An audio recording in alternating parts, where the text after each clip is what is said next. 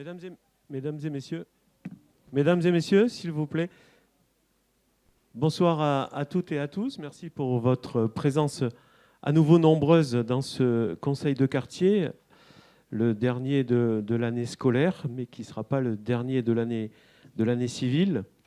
Je voudrais saluer la présence de Didier Jean-Jean, adjoint au maire, qui va présenter la partie concernant la politique de nature en ville. Tout à l'heure va nous rejoindre Jean-Baptiste Tony, conseiller municipal, qui va aussi nous faire la présentation sur les questions de propreté. Saluer la présence de Madame Alexandra Ciari et Madame la députée, excusez-moi Alexandra, Madame l'ex-députée. Ce conseil fait partie des 31 réunions que j'ai eu le plaisir d'animer depuis l'été dernier. 31, c'est beaucoup. Conseil de proximité, réunion de rue, réunion de projet. Ça fait une moyenne à peu près de 3 par mois si on enlève les 2 mois d'été. Avec au total, vous avez été plus de 1200 à participer à ces réunions sur Bordeaux-Maritime. Des moments de démocratie permanente où l'on s'informe, on s'écoute, on réagit et on propose. Je veux ici vraiment remercier mes collègues élus municipaux et tous les agents de la ville et de la métropole qui concourent à la bonne tenue et le plus souvent à l'efficacité de ces réunions. Aujourd'hui, vous aviez dans le sondage placé la question de la sécurité, tranquillité publique comme préoccupation première que vous souhaitiez qu'on aborde en conseil de quartier. Et je vous en remercie. Parce que cette question est évidemment une question qui nous mobilise, me mobilise régulièrement au quotidien. Mais vous le savez, la période électorale oblige un devoir de réserve pour les autorités de l'État, et notamment la police nationale, qui du coup nous a demandé de ne pas mettre ce sujet à l'ordre du jour, en tout cas ne pouvant pas, eux, être présents à cette réunion où leurs compétences, évidemment, nécessiterait une parole pleine et entière des autorités de l'État sur cette question.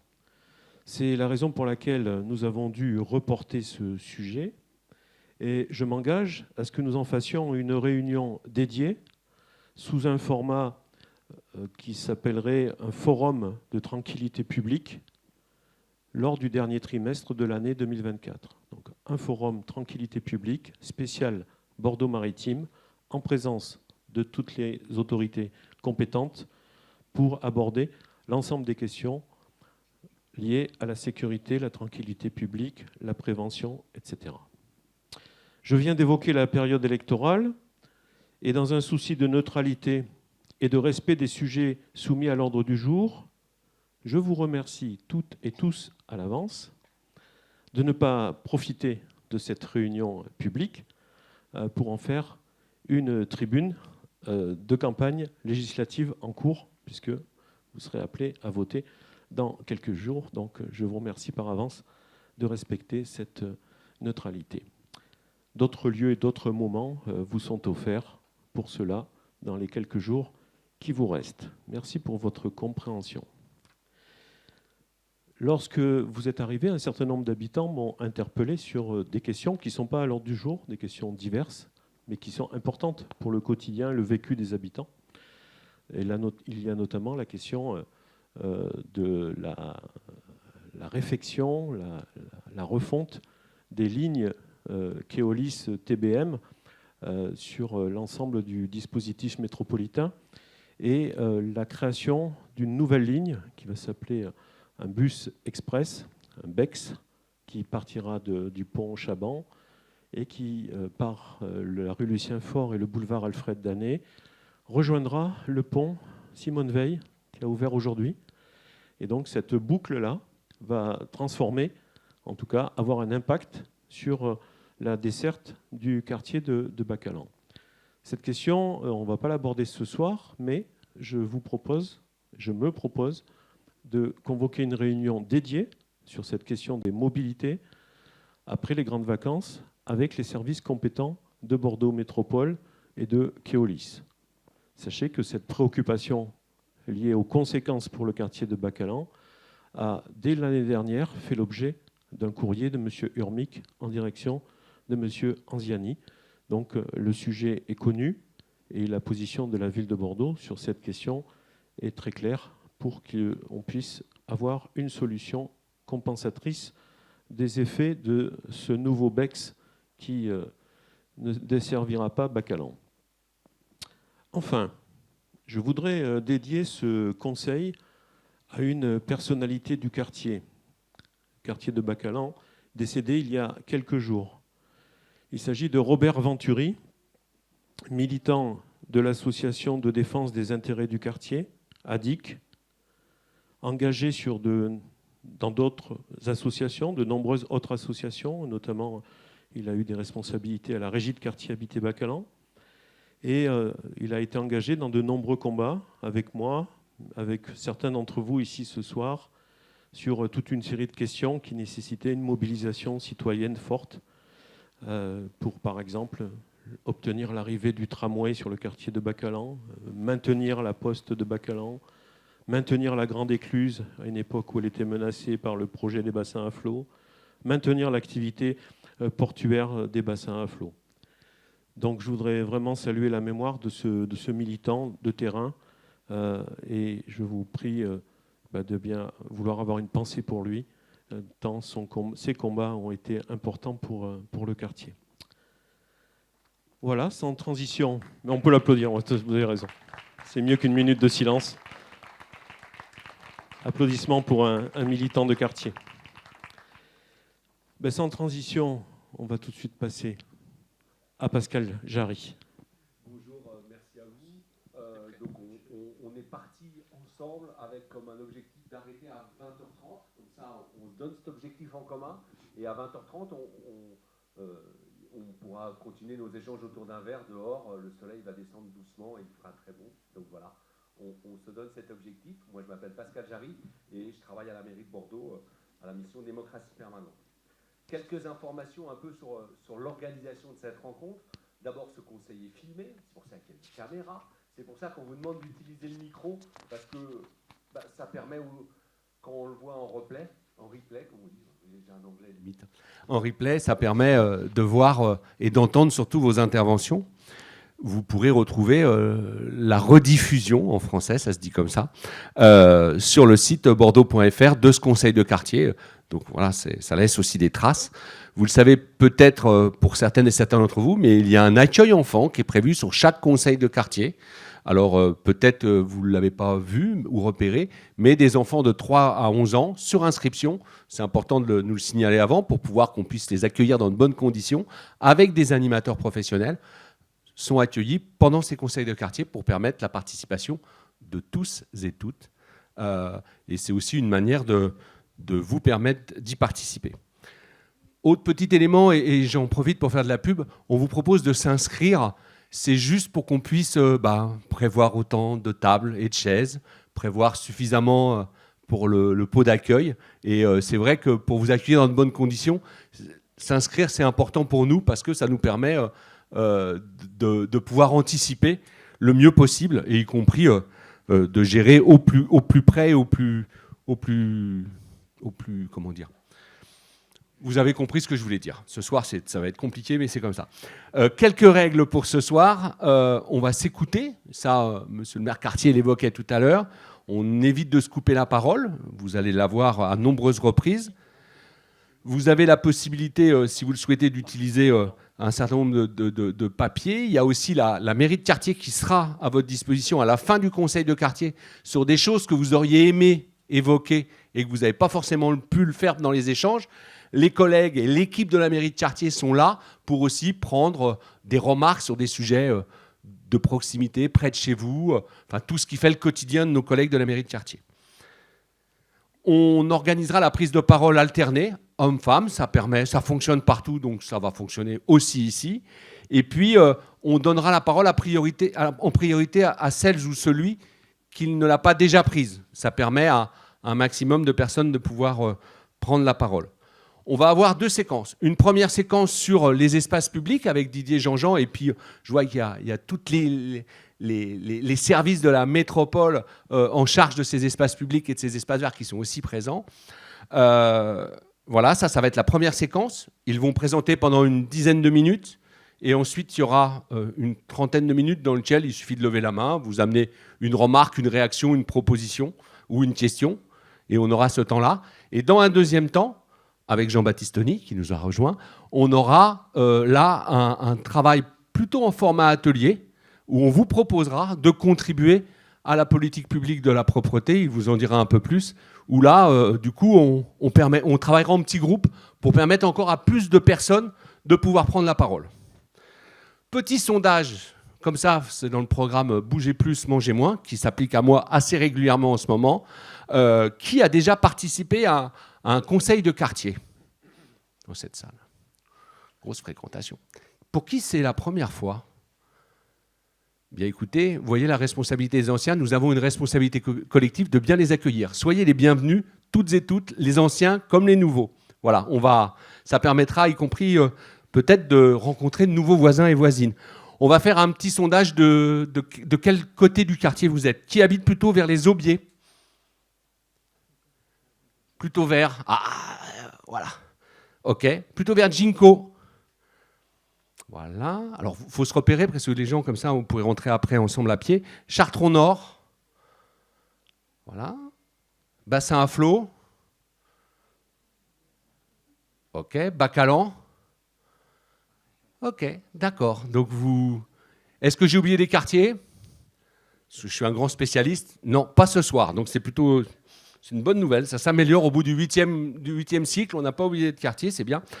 Vous avez des petites fiches d'évaluation sur la table. Si vous pouvez, à la fin, pas tout de suite, parce qu'il faut avoir le temps d'avoir vécu le conseil de quartier, nous faire un petit retour. Ça prend 30 secondes. Et nous, ça nous permet d'être un peu meilleur ou moins mauvais. Ça dépend du côté dont on se situe. Sans plus attendre, je donne la parole à Monsieur Jean-Jean sur la question de l'aménagement de l'espace public, un sujet qui était arrivé en deuxième position dans le choix des habitants. Monsieur Jean-Jean, merci, monsieur pour une dizaine de minutes. 10 minutes. Ah, mince, 15 minutes, 15 minutes. Ah oui, vous m'aviez dit 15 tout à l'heure. Bon, je vais quand même essayer de le faire en 10. Bonsoir mesdames, bonsoir messieurs. Merci de nous accueillir. Bon, je sais que c'était le sujet de la sécurité qui était censé être là ce soir. Bon, je vais essayer de vous satisfaire quand même.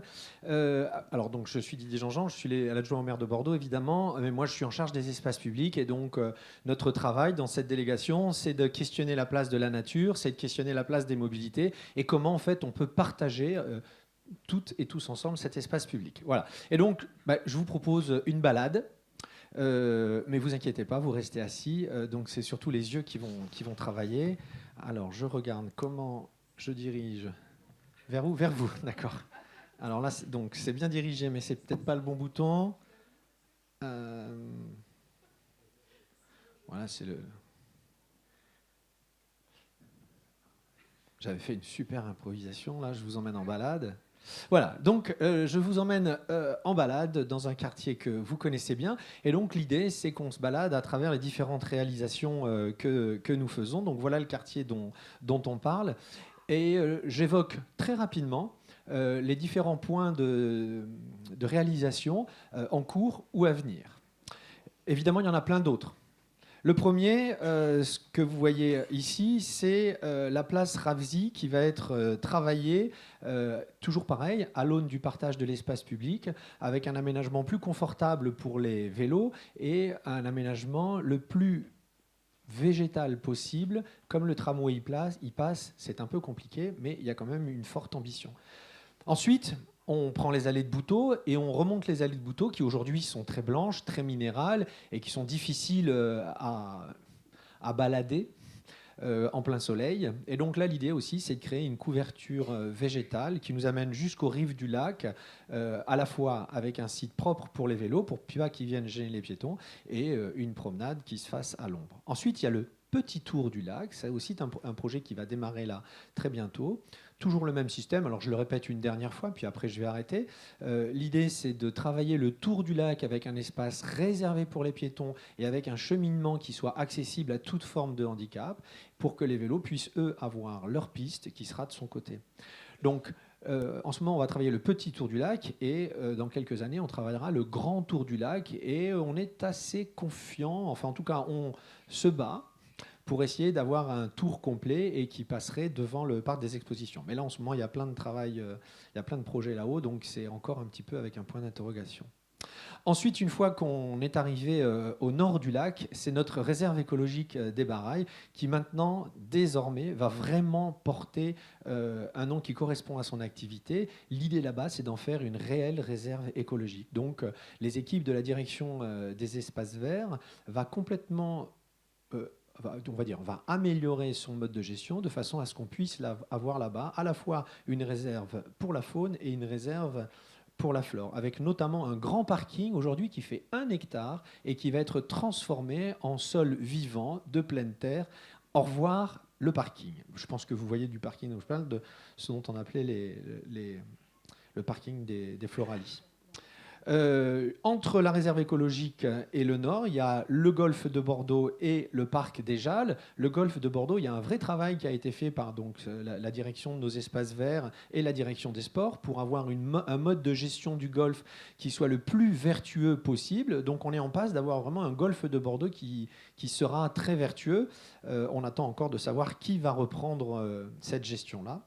Peut-être l'actuel, peut-être un autre. Et enfin, le parc des Jalles, un parc des Jalles qui nous ouvre sur 10 communes. Donc c'est ici, à Bordeaux Nord, que nous allons créer les 2 portes d'entrée du parc des Jalles pour pouvoir ensuite aller se balader. Et pour ceux qui sont courageux, même parfois plusieurs jours. Une fois qu'on a touché le Grand Nord, on va redescendre un peu. C'est ce que je fais clignoter. Nous en avons parlé ici avec ce qu'on a appelé le sentier des 3 berges, un sentier piéton, un sentier estampillé chemin de grande randonnée qui nous permet de redescendre jusqu'à la Cité du Vin avec au nord vraiment un jardin qui traverse une friche qui, il y a quelques mois, n'était pas franchissable à pied et qui nous amène jusqu'à la Cité du Vin, là dans un contexte évidemment beaucoup plus urbain. Mais au nord, il y a aussi la friche de la Jalère. Alors maintenant, on peut l'appeler la friche. On est en train de réfléchir à y faire un parc pour qu'on puisse tous en profiter, mais il ne faut pas s'attendre à un parc trop dessiné. Il faut qu'on garde l'esprit du lieu, c'est-à-dire l'esprit de la Jalère. On vous avait déjà dit il y a bien longtemps que le programme immobilier qui était prévu là a été évidemment annulé. Notre premier travail avant d'aménager l'espace public, c'est de protéger l'existant. Voilà. Avant d'aller chercher à planter, déjà protégeons ce qui est planté. À côté de cette friche de la Jalère, il y a l'avenue Labarde, enfin une partie de l'avenue Labarde. Sur ce travail, c'est près de 200 arbres qui vont être plantés. Donc aujourd'hui, ce mouvement piéton, il n'est pas très agréable parce que c'est une rue avec beaucoup de passages. Les vélos, bon, c'est pas mal ce qui est fait, mais c'est en plein soleil, en plus sur un bitume noir. Demain, ce sera à l'ombre de 200 arbres avec un cheminement piéton qui pourra donc accéder. Alors, est-ce qu'on l'appellera le parc de la Jalère? Est-ce que ça restera la friche de la Jalère? Ça fera peut-être l'objet d'une réunion entre nous toutes et tous. Revenons un peu plus au centre, avec tout le travail qui est fait sur le plan de renouvellement des aubiers, et un gros travail sur la prairie des aubiers, mais y compris dans le cœur du quartier, où on va avoir des cœurs d'immeubles qui seront travaillés en îlots de verdure. On va avoir des rues qu'on va essayer de déminéraliser pour sortir de ces cités avec un langage autoroutier empli d'immeubles, pour offrir aussi dans ces quartiers ce qu'on connaît par ailleurs, c'est-à-dire des pieds d'immeubles fleuris, des pieds d'immeubles plantés et avec des circulations plus douces. Autre quartier du Nord, c'est le quartier Ginko, avec un travail qui est fait sur le parc Bullaire, enfin qui a été fait sur le parc Bullaire, où notamment on a fait pas mal de micro-forêts, je le dis parce que c'est un outil qu'on utilise de temps en temps, et là ça s'y prêtait, et donc comme c'est un peu médiatique, vous en avez peut-être entendu parler. On a aussi l'avenue qui longe le lac, qui a été retravaillé. Ici, ce qu'on voit, c'est le budget participatif dont on a parlé d'ailleurs il y a peu, je crois que c'était ce mois-ci, sur les allées Quérol, et l'avenue des 40 journaux, qui, elle aussi, va passer au travers de la fourche codine des services en charge de l'aménagement de l'espace public. Donc, je ne répète pas à chaque fois, toujours pareil, comment on peut partager mieux les flux pour que chacun soit en sécurité et le plus possible à l'ombre. Enfin, autre quartier important, c'est la Cité Claveau, superbe lieu, sur lequel on travaille. Donc là, je propose cette rue, mais il y en a eu d'autres. Hein. C'est la rue Léon Blum, qui a été elle aussi bien plantée et bien réaménagée. On y était il y a quelques temps quand on a offert des plans pour pouvoir, pour les jardiniers en herbe ou confirmés, pour qu'ils puissent eux aussi contribuer à l'effort commun de renaturation. Juste à côté, le parc Ipoustegui, on s'y est retrouvé là-bas plusieurs fois, où il y avait un très beau travail qui a été fait, notamment comme on va le faire sur le lac pour l'accès à toute forme de handicap, sur l'éclairage aussi, et puis d'autres petits jeux. La place Marillac, alors là on est en plein. Ceux qui ne connaissent pas les travaux qui sont en cours, allez-y, faites-vous une balade là-bas, ça vaut vraiment le coup. C'est très démonstrateur de la qualité et du virage que les équipes de la métropole et que les équipes des espaces verts de la ville de Bordeaux ont fait. La place Marillac, pour ceux qui ne la connaissent pas, c'était une espèce de grande étendue de bitume. On ne peut même pas qualifier ça d'un rond-point, parce que ça ne servait pas à un rond-point. C'était un no man's land de bitume, avec des mésusages, des rodéos. Enfin, on s'était quelques-uns que je reconnais croisés aussi là-bas. Aujourd'hui, ça va devenir... la place Marillac, c'est là. Ah, je fais clignoter comme ça, c'est le petit point.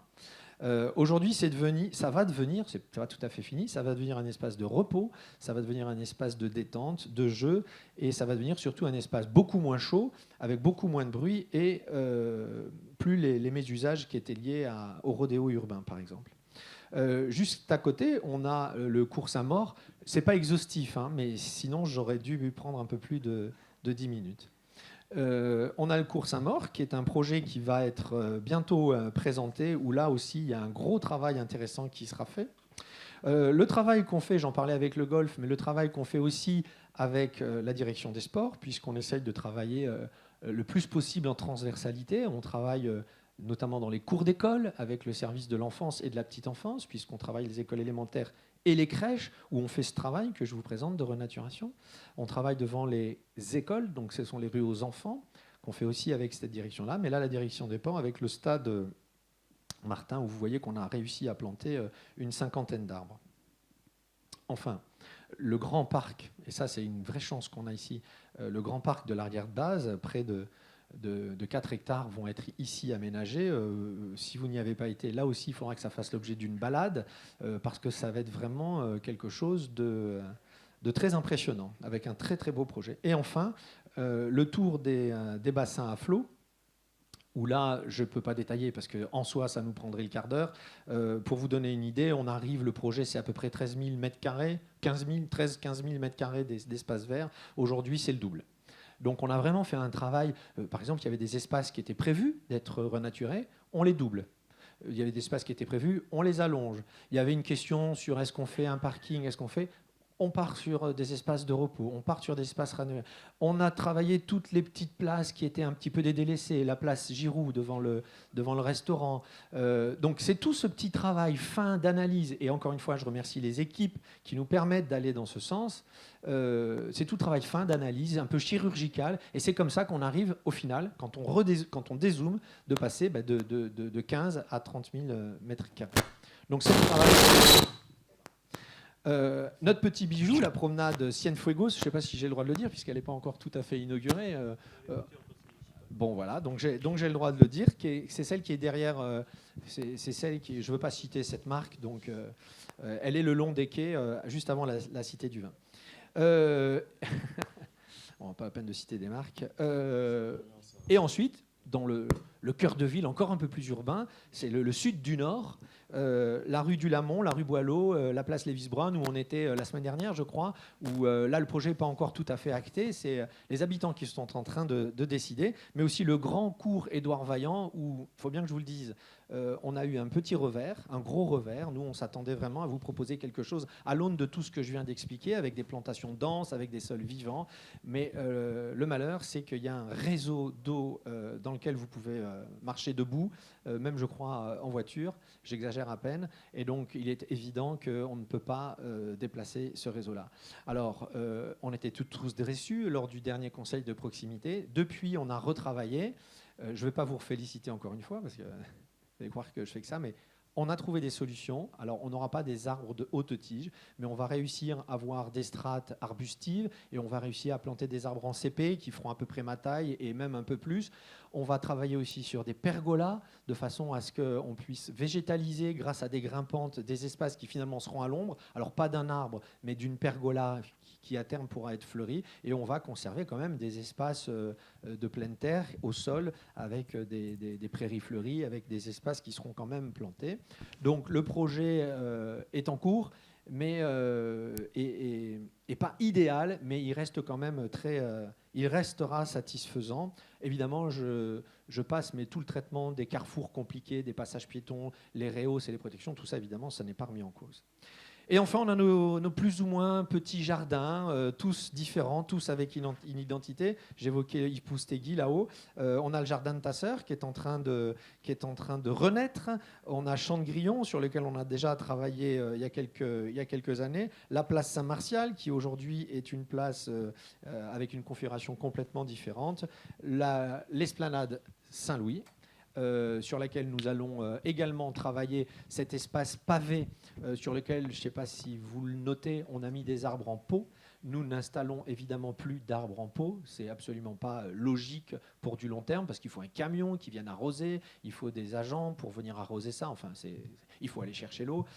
Mais par contre, c'est très utile dans une phase transitoire. Là, la phase transitoire s'arrête. Maintenant, on va utiliser ces pots, on va aller tester un autre espace ailleurs. Et là, bientôt...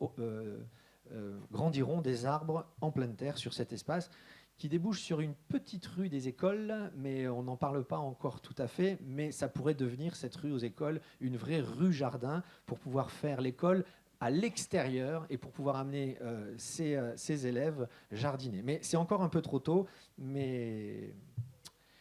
Voilà. Alors, j'en termine pour donner un peu d'image à cette balade. Voilà notre joli sous-marin de nuit.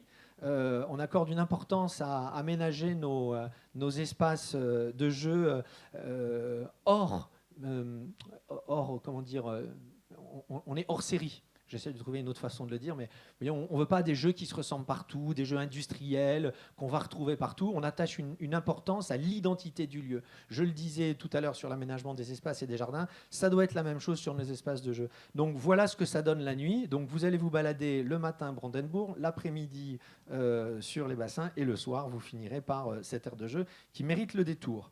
La promenade Cienfuegos, bon, voilà, avant, après. Donc le No Man's Land, pardon, le No Man's Land Marillac, qui aujourd'hui, alors c'est tout nouveau, hein, les arbres n'ont pas encore poussé, la végétation est basse, donc on voit que de la pleine terre, mais il faut l'imaginer. Et maintenant, je crois que j'ai fini les 3 minutes. Ça vient. Merci à vous. Alors, mes collègues sont prêts. Il suffit de lever la main. On repère plusieurs mains parce que ça nous permet... Qui a envie de prendre la parole? Voilà. Merci. Alors, on va commencer par Madame devant. Bien sûr, mes collègues, ils sont au fond, donc le temps qu'ils arrivent, ça va prendre un peu de temps, mais ça, c'est normal. Il y a Madame, et ensuite, il y a Madame derrière. J'ai bien vu ça. Voilà. Donc, ici... Non, c'est juste là. Voilà. C'est Madame qui a dégainé avant. Voilà, allez-y, madame. Bonjour, je suis... Ça marche? Oui. Oui, je suis Carole Féline, habitante de la cité Claveau depuis toujours. Vous nous parlez de la végétalisation. Je suis très intéressée par tout ça et je trouve génial.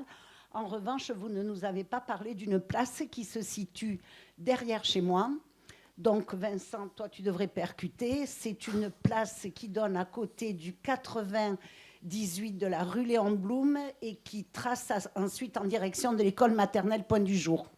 Donc nous avons quelques arbres sur cette place. Il y en a un qui est tombé très récemment. Donc ça nous inquiète quand même un peu, même si on veut garder les arbres, parce qu'il n'y a pas d'entretien, de suivi, de test pour voir si effectivement les arbres sont sains ou pas. Là, on a eu de la chance parce que l'arbre n'a rien touché, mais on en a d'autres. S'il tombe, il y aura des morts et des maisons, bien évidemment, qui n'en seront plus. Donc ça, c'est une inquiétude que nous avons. Ensuite, la deuxième, mais j'en aurai d'autres après, c'est que cette place-là, on a peur, et je me fais le porte-parole de mes voisins et voisines, on a peur quand même de voir pousser une construction. Je m'explique, je m'adresse toujours à Vincent qui connaît le quartier. Au niveau de la rue Docteur de Souverbie, il y avait une place avec un bloc qui a été le bloc démoli. reconstruction à la place du bloc, sauf qu'en plein milieu de la place, mais c'est sous l'ancienne mandature, on a eu une construction, et je ne sais pas comment le vivent les locataires et propriétaires, mais personnellement, on n'a pas du tout, nous, envie chez nous d'avoir ça au milieu de la place. Donc on avait été interrogé, un sondage avait été fait de savoir ce qu'on envisageait sur cette place, etc. Donc de la végétalisation, éventuellement des jardins partagés pour les gens qui habitent dans des petits appartements et qui n'ont pas de jardin, mais voir pousser au milieu de la place un bâtiment à proximité des habitations existantes, il en est hors de question. Merci, madame. Pour permettre à toutes et tous de pouvoir prendre la parole, je vous invite vraiment à... alors, il n'y a pas de souci, mais comme vous avez pris la parole en premier, alors il y a madame au fond. Vous avez le micro, madame? Allez-y, madame. On prend une 5-6 interventions et voilà, allez-y. Oui, bonjour, résidente du cours Édouard Vaillant. Donc, nous avons travaillé avec les services de la mairie, avec les gens concernés de Bordeaux Métropole, M. Terrien et ses collègues. Et bon, on avance, on a fait une réunion en mairie, on a fait une réunion sur place. Bon, il y a encore des choses à reprendre. Moi, ce que je voudrais savoir, végétalisation, moi je suis ravie, comme beaucoup de monde, je pense. Qui va l'entretenir ? Parce que... Voilà. Très bien. En tout cas, c'est votre question. Merci, madame. Alors, on a pris 2 dames. Il y a monsieur, ici, hein, prise de parole alternée, voilà. Et ensuite, excusez-moi, est-ce que vous pouvez... Voilà, et il y aura monsieur, et après, on revient vous voir. Allez-y, monsieur. Oui, bonsoir. Merci pour cet acte de verdure. Alors, sur Laurent Vaubourgex, j'habite sur la rue de Cienfort. Alors, sur le rectangle qui entoure les bassins numéro 1 et 2, des bassins à flot, il y a une médiane qui s'appelle le cours Henri Brunet. Sur une partie de ce cours, sur un côté, il y a un très beau axe de verdure.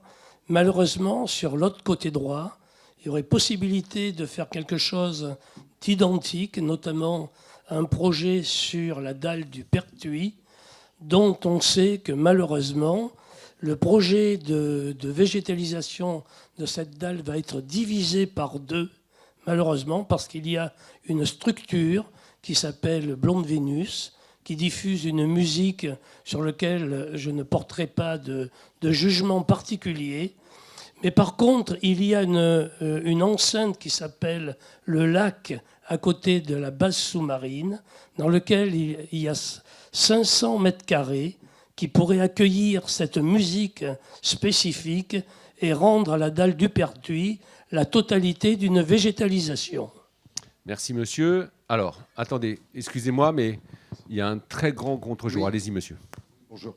Je voulais juste parler du tour des bassins à flot, qui est un sujet qui préoccupe beaucoup de personnes ici, et voir comment, aujourd'hui, on peut arriver à contrôler ce que fait le port de Bordeaux sur cette dalle portuaire, puisque ces derniers jours, des extractions de terre ont été faites, et on sait très bien que c'est de la terre polluée, et que cette terre polluée a été étalée à l'emplacement du futur petit parc, puisque, on ne va pas revenir dessus, mais il y avait un parc de 2,5 hectares, place publique, qui était prévu, et qui aujourd'hui est réduite à 6 000 m².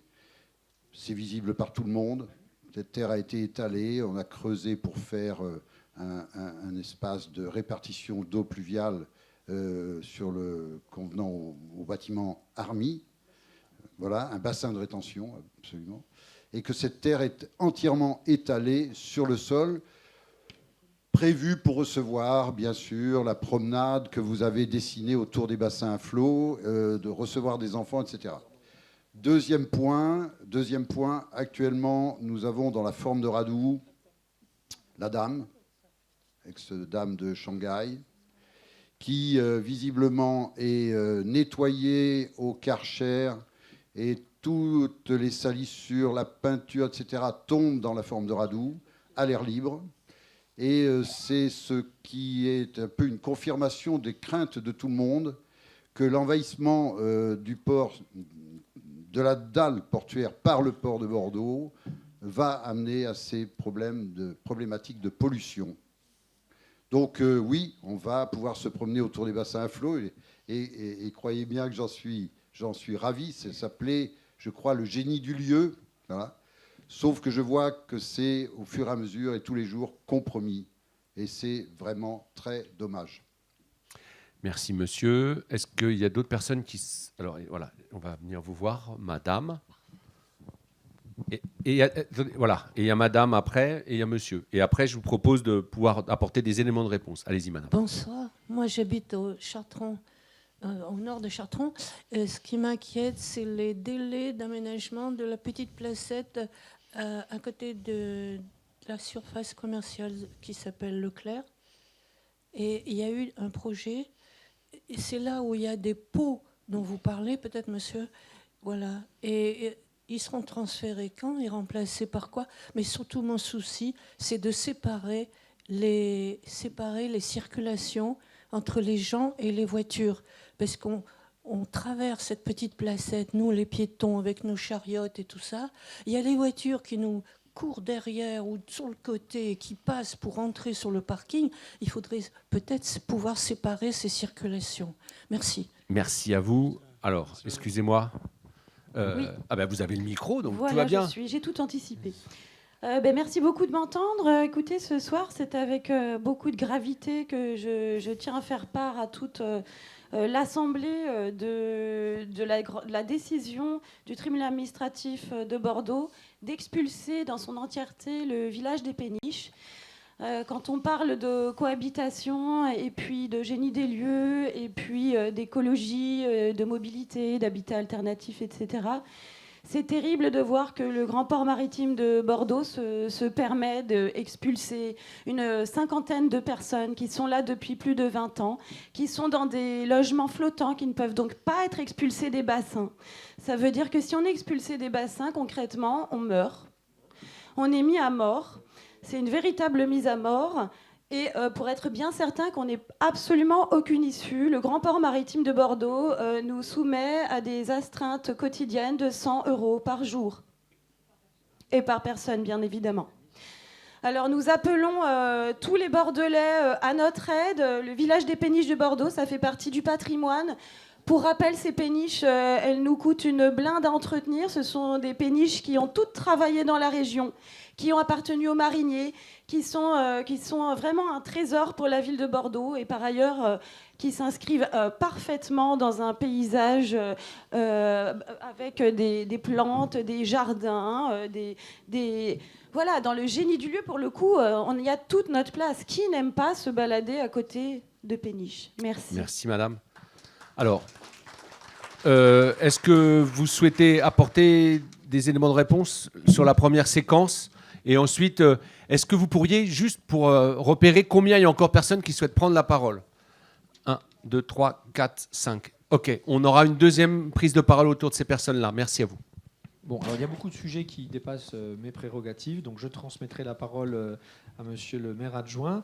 Peut-être que pour vous rassurer sur les arbres, Damien Mutin, vous voulez expliquer quelle est la procédure de vérification des arbres, ce que vous mettez en œuvre, évidemment, pour les arbres qui sont dans le domaine public.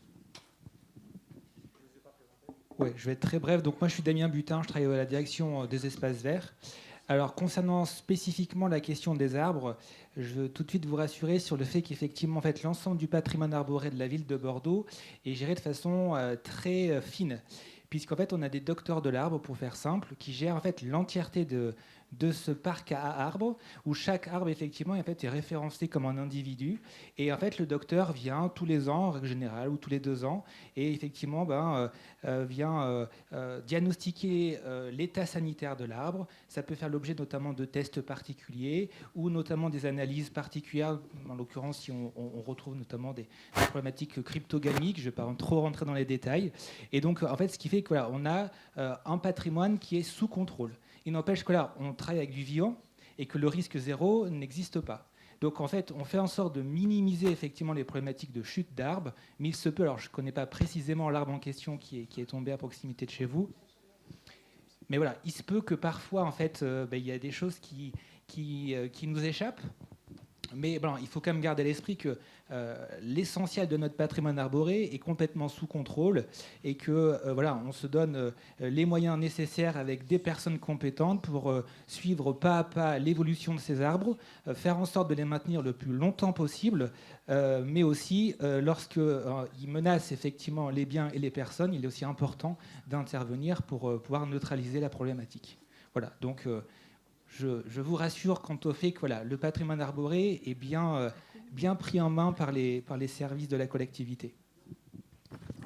Et il est évident que vous avez raison d'être moyennement rassuré, puisque le dérèglement climatique va entraîner en France, je ne vous parle pas des pays à l'autre bout du monde, des épisodes d'orage plus violents, plus souvent.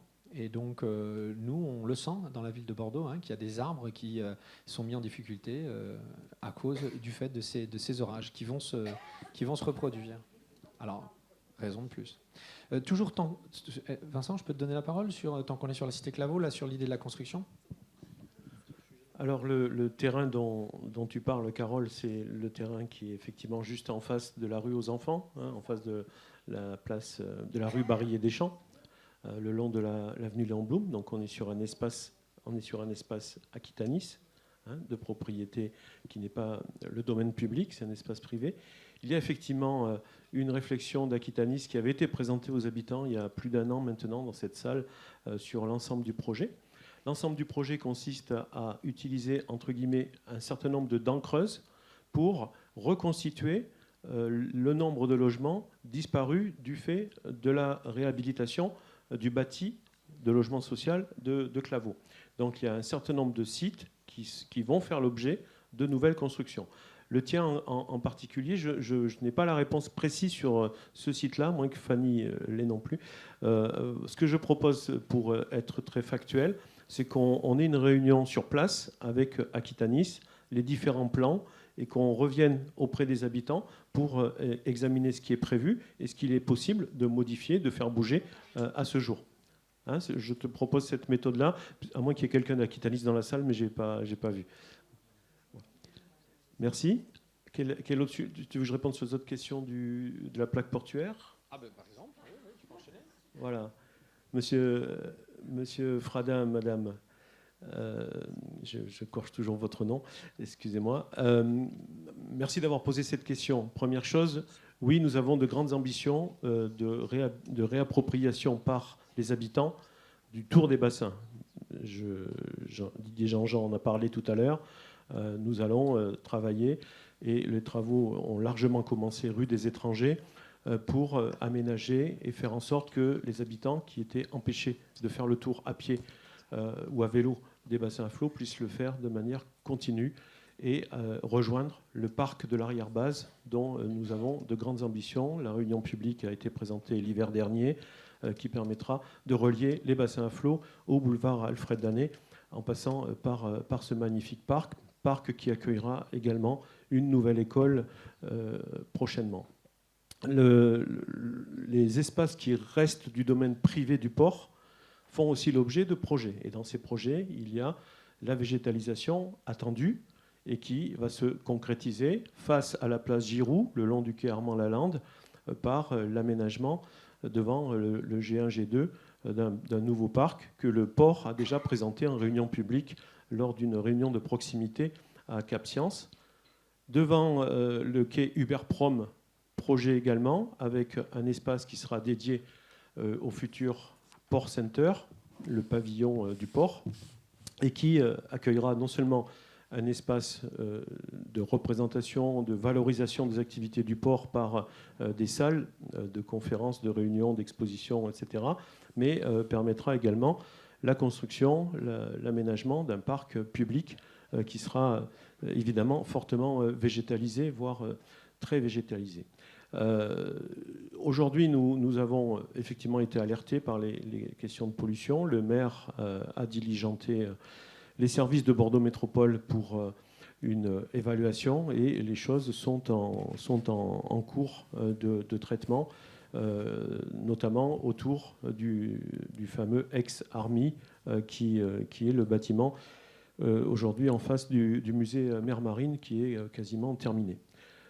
Nous avons beaucoup d'ambition, cher Norbert Fradin, pour maintenir le génie du lieu. Et le génie du lieu, ce n'est pas des bateaux morts sur un plan d'eau, c'est des bateaux en activité, c'est un bassin qui joue son rôle de maintenance, de réparation, d'entretien des bateaux, qui joue son rôle dans le cadre du développement durable pour permettre une autre utilisation de la Garonne, avec de grandes ambitions, notamment pour le fret fluvial, complémentaire de ce qui se passe déjà pour la navigation humaine, de grandes ambitions pour avoir une complémentarité avec une des plus grandes entreprises de Bordeaux, qui est Chantier Naval de Bordeaux sur la rive droite, et qui aujourd'hui utilise les bassins à flot pour compléter son espace de travail, et de grandes ambitions pour que ces bassins continuent à accueillir avec beaucoup de volonté de la plaisance et tout type de bateaux. Aujourd'hui, vous êtes plusieurs ici dans la salle à régulièrement alerter le maire de quartier sur des questions de nuisances, mais qui sont majoritairement les nuisances liées à la monoactivité d'une partie des bassins à flot autour de la vie nocturne. On fait des bars, on fait des restaurants, on met des décibels. Certes, c'est de l'activité économique. Certes, il faut que les jeunes puissent avoir des lieux en ville pour s'amuser et faire la fête. Mais il faut aussi que ces bassins à flot gardent leur génie du lieu, comme j'ai dit tout à l'heure. Et j'ai volontairement rendu hommage à Robert Venturi, qui a fait partie de ces anciens qui ont toujours considéré que la richesse de Bordeaux s'était faite autour de son port et que son port devait continuer à vivre, y compris en cœur de ville. Donc le défi, et c'est ce que je défends au quotidien, c'est la mixité et la façon de faire cohabiter toutes les fonctions. Madame, je n'étais pas au courant du rendu du tribunal administratif, donc le tribunal administratif semble avoir tranché. Il s'agit d'une expulsion, mais surtout d'une demande de changement de bassin. En fait, les péniches passeront du bassin numéro 1 au bassin numéro 2. C'est-à-dire juste... C'est pas ça ? Bon, ben, moi je vous invite à... Alors j'interviendrai auprès du port s'il accepte de prendre en compte mon avis pour que ce ne soit pas une expulsion ferme, que ce soit un déplacement de lieu comme le port, vous l'avez proposé depuis de longs mois maintenant, et que d'ailleurs certains de vos voisins ont accepté, puisque si je vois bien, il y a quatre péniches qui sont passées du bassin numéro 1 au bassin numéro 2. Donc il n'y a pas de raison que les autres ne puissent pas les suivre. En tout cas, voilà, comptez sur moi pour relayer le fait qu'il faut que vous soyez sur un bassin. Voilà, on ne va pas entamer le débat là. Tout à fait. C'est une question de redevance. Voilà, donc moi je vous... Oui, madame. Voilà, je vous propose qu'on reste sur l'ordre des jours, et je suis à votre disposition à la fin de la réunion pour continuer à discuter de cette question si vous le souhaitez. La réponse à la question de madame sur Chartron-Nord, sur les pots de fleurs, mais c'est plutôt monsieur Jean-Jean. Didier Jean-Jean. Saint-Louis, c'était l'espace Saint-Louis. Oui, tout à fait. Catherine, si vous avez le mois précis. Oui. Voilà, donc c'est au premier trimestre 2025, et c'est tout à fait ce que vous venez de dire. C'est-à-dire que l'idée, c'est de séparer les flux piétons des flux voitures, de façon à ce que vous puissiez vous promener ici en toute sécurité, et on ne mixe plus les différentes pratiques. Voilà. D'autant que cette place donne sur la fameuse rue Jardin que j'évoquais, qui va à l'école, et donc on est sur un chemin des écoliers. Voilà. Donc c'est bien le deuxième trimestre. Voilà, c'est bien ça. C'est ça. Deuxième trimestre 2025. Ça va être acté au compte rendu, mais il faut que ça soit précis. Voilà, c'est important. Donc ça, comment sont entretenues les rues qui sont renaturées, les rues jardins, les rues. En fait, il continue d'y avoir l'entretien classique de la propreté des rues de Bordeaux, et s'ajoute à ça l'entretien des espaces verts. Donc là, avant, où je caricature, mais je simplifie, on va dire, avant il y avait un passage pour la propreté, aujourd'hui il y aura deux passages, le passage de la propreté et le passage d'entretien des espaces verts. Voilà comment sont gérés les espaces verts de la ville. Mais ensuite... Attendez, on arrive. Allez-y, monsieur Jean-Jean. Donc, la cité Claveau, on l'a dit, le corridor Vaillant, je viens d'y répondre. Bon. Ah oui, alors, la Blonde Vénus, le Pertuis, donc c'est aussi une place qui va être renaturée. Est-ce que vous voulez développer un petit peu plus, Catherine ? Comme ça, vous aurez toutes les informations. Mais c'est une place qui est là, elle aussi. Et après, je conclurai. Il y a d'autres questions, monsieur Jean-Jean. Donc Catherine Benevent, je travaille à Bordeaux Métropole sur l'aménagement des espaces publics. Et initialement, en fait, sur le cours Brunet, il n'était pas prévu une végétalisation, donc sur sa partie droite, enfin tout dépend dans quel sens on se trouve, du côté de Blonde-Vénus. Par contre, il y a eu tout un travail de redéfinition des périmètres justement de l'occupation de Blonde-Vénus, ce qui nous a permis de récupérer un espace qui va être végétalisé. Donc ça fait partie des plus en termes de végétalisation sur la dalle du Pertuis. Voilà. Et pour conclure sur l'intervention de M. Fradin, je comprends votre intérêt et je serai à vos côtés si vous notez des sols pollués. Sachez, mesdames et messieurs, pour pas qu'il y ait d'affolement quand même, que nous sommes tenus par la loi de ne pas laisser au domaine public des terres polluées. Donc merci de cette alerte. Nous irons donc vérifier de façon à ce qu'évidemment la loi soit respectée. C'est évident et je vous garantis que sur un domaine qui n'est pas le mien, ce qui se passe dans le port et dans l'eau du port, je serai avec grand plaisir à vos côtés pour manifester mon désaccord si toutefois, ce qui me paraît étrange, mais bon, vous êtes un meilleur témoin que moi, il y avait une pollution avérée du fait de cette activité. C'est en effet inadmissible. Cependant, vous laissez dire que rien n'avance, je trouve que c'est très réducteur et que ça nuit aux propos précédents. Vous êtes dans un site, et d'ailleurs je pense que vous en êtes... Bon, alors d'accord, j'exagère un peu alors. Donc vous trouvez que ça avance et vous trouvez qu'on va vers du mieux. Alors je suis d'accord avec vous du coup. En effet, j'ai expliqué dans... C'est ça. J'expliquais dans ma présentation que le travail qu'a fait Vincent Morin en compagnie de vous et en compagnie du port a permis de doubler les espaces verts. C'est-à-dire qu'aujourd'hui, d'une part, d'autre part, que vous allez pouvoir faire tout le tour des bassins à flot à pied, y compris par un parc de 4 hectares derrière la base sous-marine. Nous allons également travailler la renaturation du parking et pouvoir faire la boucle jusqu'à de l'autre côté. Voilà, je ne veux pas citer de marque. Donc, je voudrais juste qu'ensemble, on s'accorde sur le fait... OK, il y a des choses à aller vérifier, vous venez de les évoquer, je serai à vos côtés, vous avez raison, mais que le travail qui est fait sur les bassins à flot est exemplaire par l'aspect massif du travail, d'une part, et d'autre part, et je vous regarde à nouveau, par la rapidité d'exécution. On va arriver en 2025 et quasiment tous les espaces seront livrés avant le début de l'année 2026. Je veux quand même, au regard de la délégation que j'ai la chance de coordonner, je ne dis pas que tout est réglé, mais en tout cas au regard de ça, et c'est quand même une prouesse d'avoir réussi à faire cette activité massive dans ces délais si courts. Alors non, excusez-moi, je vous regarde. Non. On va d'abord aller vers des gens qui n'ont pas déjà pris la parole. Donc, on va voir. Hein. Alors, il y a monsieur juste là qui lève la main. Je vous demanderai vraiment des interventions assez courtes et de rester dans le sujet pour qu'on puisse apporter des éléments. Allez-y, monsieur. Oui, vous avez cité une fréquence d'intervention, propreté une fois par mois, végétaux une fois par mois. Je ne sais pas où ça se passe. J'ai une question, une précision à apporter. Cours Édouard Vaillant, les travaux ne sont pas possibles de végétalisation avec des arbres. Pour des questions techniques, OK. Il y a une canalisation qui fait 1,60 m de diamètre, qui récupère les eaux polluées, mais propres, pas consommables, de la station d'épuration, qui vont se jeter dans la Garonne, ces eaux-là. Pourquoi vous ne réutilisez pas ces eaux? Il faut savoir qu'il y a eu Suez et Veolia qui ont déposé un brevet justement sur le retraitement des eaux pour qu'elles puissent servir à la fois au nettoyage des trottoirs et à l'arrosage des plantes. Pourquoi n'avancez-vous pas dans cette direction? Merci. Merci, monsieur. Juste, alors attendez, je regarde les... Alors, c'est des dames, c'est une dame, mais vous avez déjà pris la parole tout à l'heure. Non, hein, excusez-moi, j'ai un disque dur limité aussi. Il y a madame ici et après, il y aura monsieur au fond. Madame ici. Madame ici, et après, monsieur au fond. Et après, on viendra de ce côté-là. Bonjour. Je peux y aller? Mais bien sûr. Bonjour. Je suis du côté des Chartrons Nord. Et vous avez parlé dans votre introduction, à la fois, je combine deux termes, les passages piétons et la place Ravesi. Alors, je prends la place Ravesi en exemple.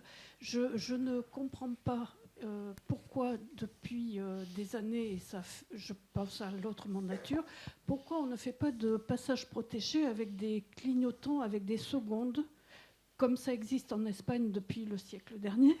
Je l'ai vu à Santander et dans plein de villes, ce qui permet aux gens d'un âge canonique comme moi de traverser en toute sécurité ou de ne pas traverser parce qu'on voit qu'il ne reste que 5 secondes. Voilà. Je ne comprends pas. C'est une vraie question. Non, c'est mais pas du tout polémique. on va y répondre. Enfin, ça fait partie des éléments. Allez-y, madame. Et je pense en particulier à la place Ravesi, qui est extrêmement dangereuse pour les piétons si on veut aller tout simplement au tram ou au bus. Et traverser sans le signalement du temps qui reste. Ouais, je pense qu'on a compris là. Vous l'avez dit, donc il n'y a pas de souci. Alors, au fond, monsieur, merci. Oui, bonjour, je suis monsieur Manzanilla. Je viens tirer la sonnette d'alarme sur une tache monstrueuse sur la Garonne qui ressemble parfaitement à de la pollution. Cela fait déjà une semaine. Elle se balade marée haute, marée basse, entre le pont Chaban et le centre de Bordeaux. J'ai pris des photos, si ça vous intéresse. Alors, est-ce que quelqu'un ici a remarqué cela ? Il me semble qu'il serait urgent... On va y aller doucement sur le micro. Il serait urgent... Ça va bien se passer. On peut amener l'autre micro à monsieur, s'il vous plaît. Et voilà, en tout cas, il faut être vigilant sur la question de la nappe qui circule, c'est ça ? Ça y est, bon, c'est bon. Très bien. Agir. Merci, monsieur. Juste monsieur devant, s'il vous plaît. Juste devant vous, là. Le monsieur qui lève la main, juste devant vous. Une dame, excusez-moi. En plus, non, mais je vais vous expliquer. Il y a un faux jour terrible, je ne vois pas la fond de la salle. Allez-y, Ok, je vous madame. en veux pas. Merci. Voilà, moi j'habite Chartres-au-Nord aussi. J'ai une question au sujet de la végétalisation. Moi, je suis totalement pour et je trouve que c'est important de ramener de la fraîcheur en ville. Par contre, je suis contre les herbes folles, les passages, les pieds des arbres qui sont complètement dégoûtants. J'habite pas loin du cours du Médoc et c'est sans arrêt encombré de saleté. Je suis allergique. Je ne pense pas être la seule parce qu'il y a une augmentation importante des gens allergiques aux graminées, entre autres, et que je trouve que c'est un facteur aggravant. J'imagine qu'il y a des statistiques sur le sujet et je ne vois pas pourquoi on est exposé de cette manière à ce type de problème. J'aimerais savoir ce qui peut être fait à ce sujet. Merci, madame. Juste, il y a monsieur ici et il y a monsieur là. Je vous vois. Ça vient, ça chemine. Allez-y, monsieur. Bonjour, je suis monsieur Vigo. On est sur la rue Armand-du-Lamont et la place Lévis-Born. On est pour la végétalisation, excusez-moi, c'est un peu dur. Ouais. Et alors, le souci qu'on a, la place Lévis-Born, le problème qu'on a, la place Lévis-Born, excusez-moi, c'est très bien, mais le souci, c'est qu'il y a des gens autour qui vivent autour de cette place. Et si on ne peut plus circuler autour de cette place, ou pas stationner, ce n'est pas le souci, mais au moins pouvoir circuler, pouvoir avoir les services secours qui puissent se déplacer. On nous a dit qu'il y aurait une borne, c'est très très bien. Il faut savoir que les bornes, la police n'a pas la clé pour pouvoir y accéder. Le SAMU n'a pas les clés pour passer. Et les médecins de nuit n'ont pas la clé. C'est un problème. Vous souhaitez végétabiliser toute la rue maintenant. Bon, je sais qu'il y a une concertation qui est en train de se faire. Faut savoir que les gens ont besoin de stationner aussi. Et là, on peut pas. Moi, je suis artisan dans cette rue. Si demain, je ne peux plus circuler avec cette voiture, avec mon véhicule, c'est plus possible. Merci.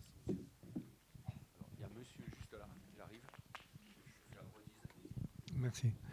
Oui, je voulais juste demander si vous avez des indications sur l'évolution de la halle de sport en face du cinéma, sur le projet. On reste sur les espaces publics, mais on va regarder pour aborder les questions. Je vous propose de pouvoir répondre à ces questions posées et pendant 3-4 minutes, et après on passera à la séquence propreté. Je vous passe le micro.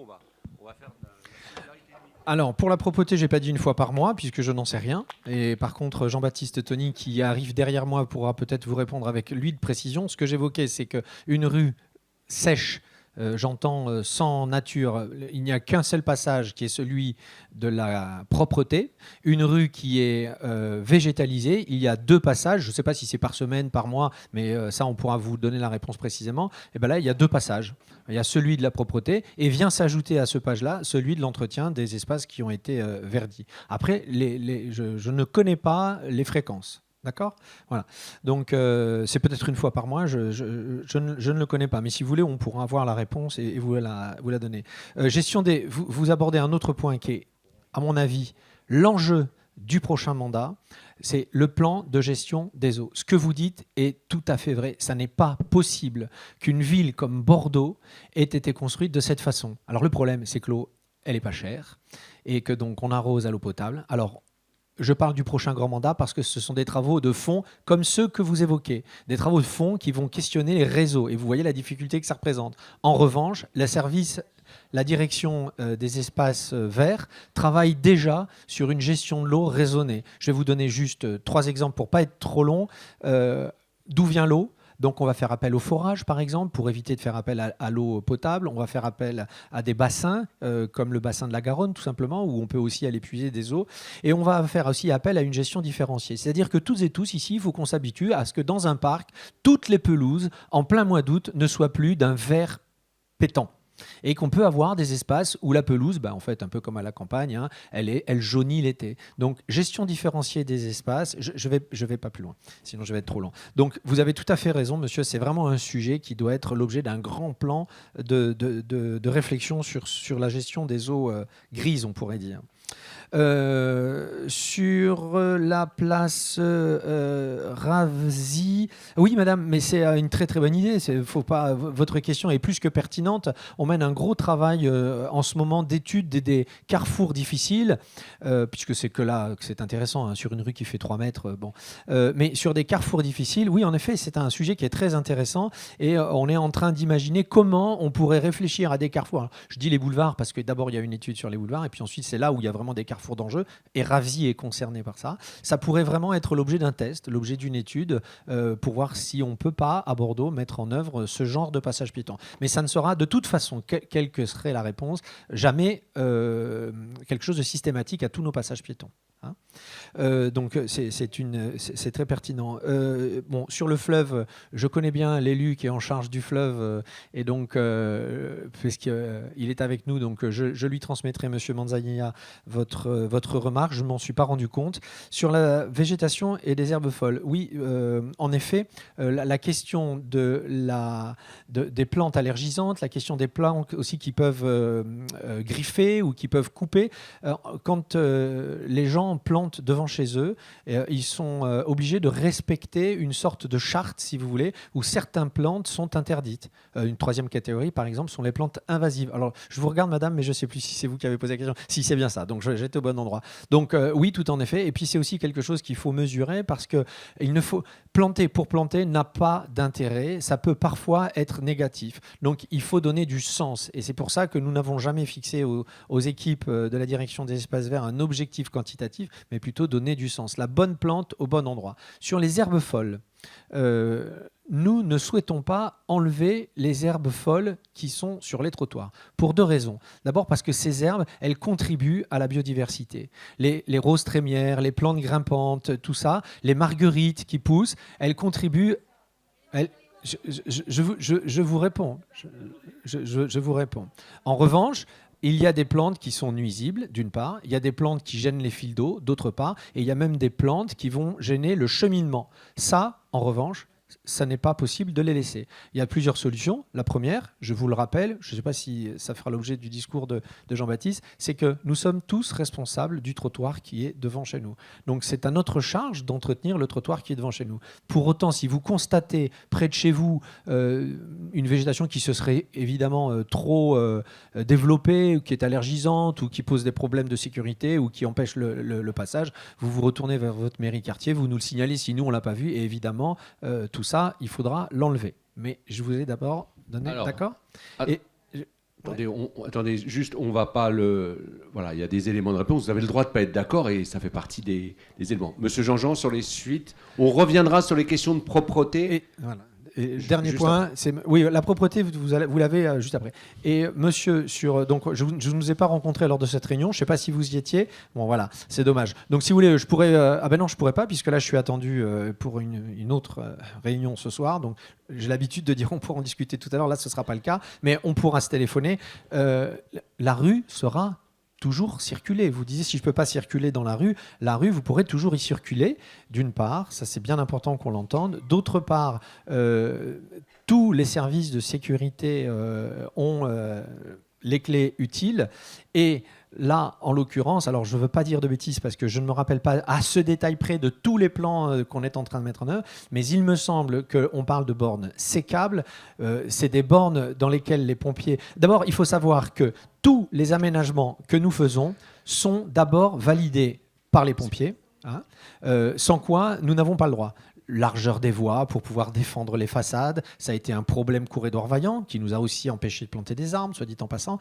Mais on n'a pas le choix. On est obligé de respecter les consignes des pompiers. Et là, je crois, pas me tromper, que sur cette place précisément, il y a une borne sécable, c'est-à-dire quand le camion des pompiers passe, il fait tomber la borne. Donc là, en l'occurrence, il n'y a même pas besoin de clé. Non, là, il n'y a pas besoin de clé. C'est un système où vous, quand vous le regardez, vous avez l'impression qu'il n'y a pas de clé, qu'on ne peut pas les enlever, comme ça. Mais en fait, c'est un système qui est réfléchi avec les services des pompiers et qui permet aux pompiers ou aux véhicules d'urgence de passer. Voilà.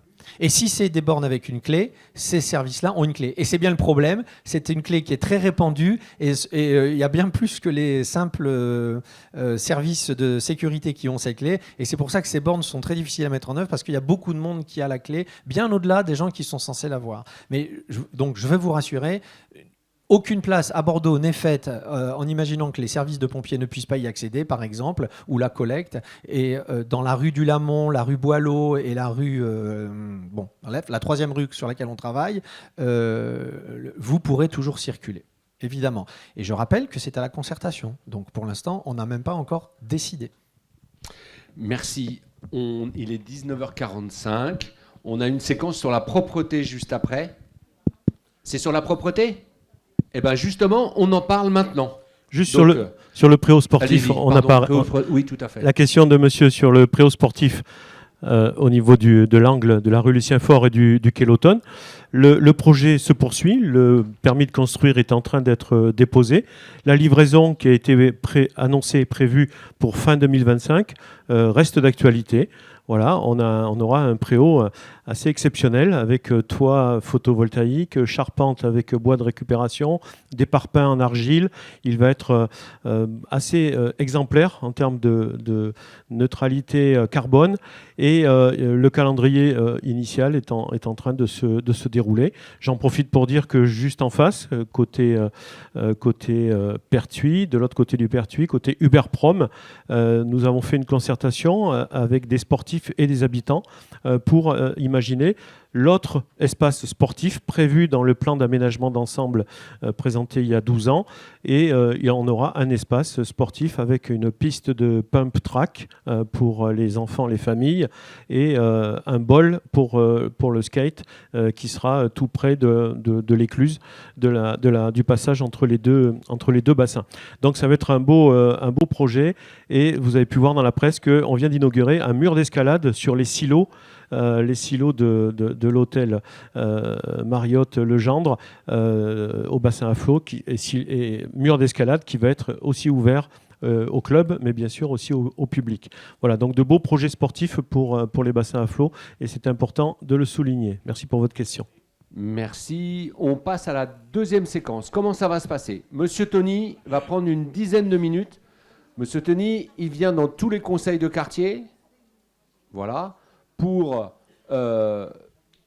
Parce qu'il a besoin de votre avis pour élaborer la feuille de route propreté de la ville et il travaille aussi au niveau de la métropole là-dessus. Donc, pour ce faire, on sait que donner la parole à 100 personnes, on a la soupe à l'oignon, on a le duvet jusqu'au bout de la nuit. Et donc, on vous propose de travailler après son intervention en atelier et on aura une mise en commun de vos propositions assez rapide jusqu'à 8h30. D'accord ? Donc, on a l'objectif, là, 10 minutes de présentation. Ensuite, vous allez travailler par petits groupes avec vos voisins, là, pour faire des propositions. Je viens vous voir avec le micro pour une mise en commun autour des tables. Peut-être pas toutes, mais en tout cas la moitié au moins. et l'ensemble des choses que vous avez exprimées dans ce diaporama, dans les tables, seront actées au compte-rendu. Voilà, donc vous... C'est mieux. Voilà, non mais je vous le dis, comme ça a le mérite d'être à peu près clair. Monsieur Tony, à vous. Bonsoir, vous m'entendez bien, oui. Bonsoir à toutes et à tous. Merci, je suis très heureux de revenir à nouveau dans cette salle pour un conseil de quartier pour parler propreté. Je suis déjà venu et je suis revenu aussi plusieurs fois dans le quartier pour en parler, parce que c'est un vrai sujet dans ce grand quartier, hein, parce que les problématiques propreté au bassin à flot ne sont pas les mêmes qu'au niveau des impasses Perronneau, ce n'est pas les mêmes qu'aux Aubiers, ce n'est pas les mêmes qu'à Ginkgo. Donc on discute énormément avec votre maire de quartier régulièrement sur ces sujets. Alors effectivement, je suis conseiller municipal délégué en charge de la propreté entre autres, mais je suis aussi conseiller métropolitain délégué en charge de la propreté. Et c'est un détail qui est assez important parce que la propreté est une compétence métropolitaine. Donc on a la chance à Bordeaux d'avoir l'élu bordelais qui est en charge de la propreté et c'était pas le cas en début de mandat et depuis que je suis devenu métropolitain, en fait, je vous garantis que ça facilite un certain nombre de choses.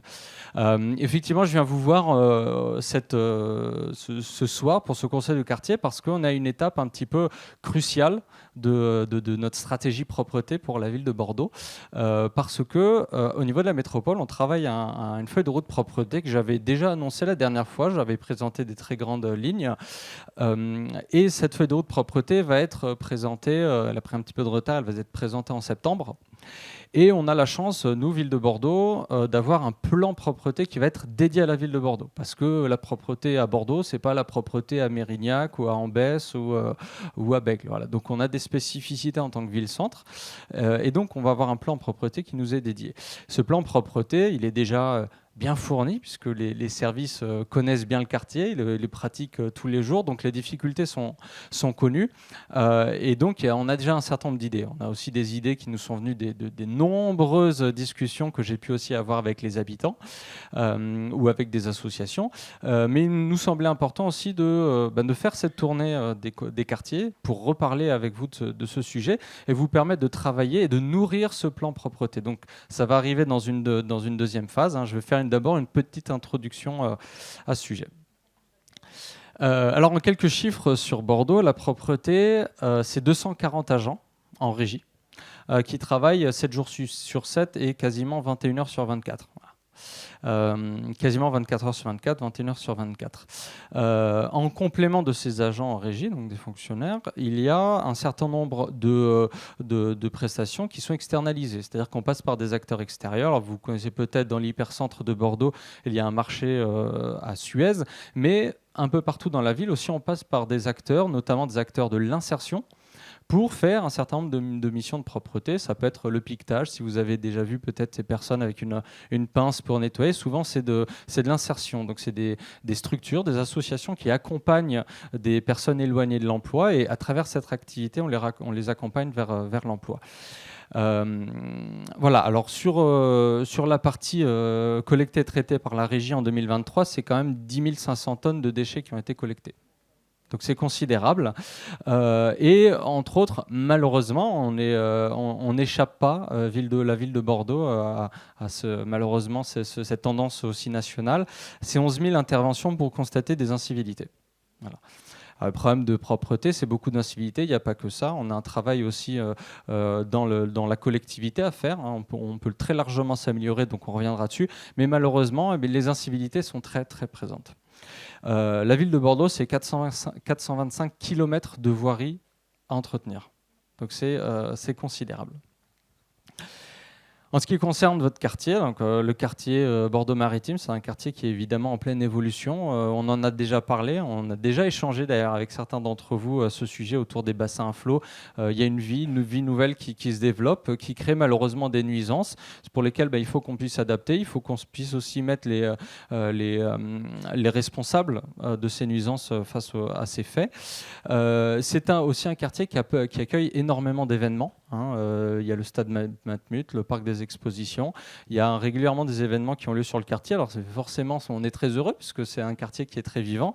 À l'inverse, c'est aussi beaucoup de dégradation. Et les services parfois, eh bien, après ces événements, vont travailler toute la nuit pour remettre en état, et ça peut les amener à décaler le travail qu'ils font quotidiennement, parce que, évidemment, si on travaille toute la nuit, on ne va pas leur demander de retravailler toute la journée qui suit. Heureusement, il faut qu'ils puissent se reposer. La présence de nombreux squats, évidemment, ça on le sait.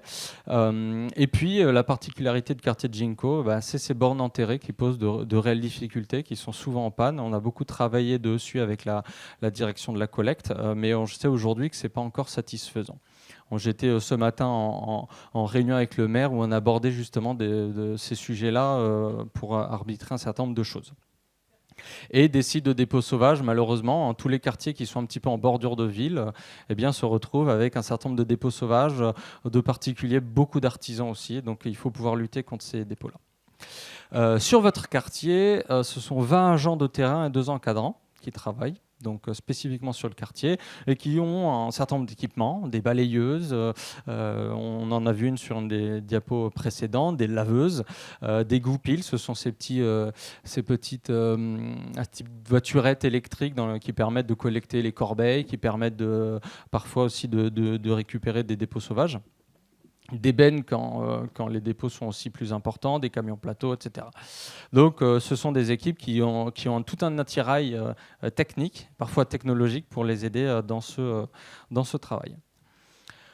Un petit rappel, ça de mémoire, je l'avais déjà présenté la dernière fois, un petit rappel des différentes interventions qui se font sur le quartier. Donc le balayage mécanique, on a vu là sur la photo, vous voyez la balayeuse, alors elle est en tout petit, mais c'est une balayeuse.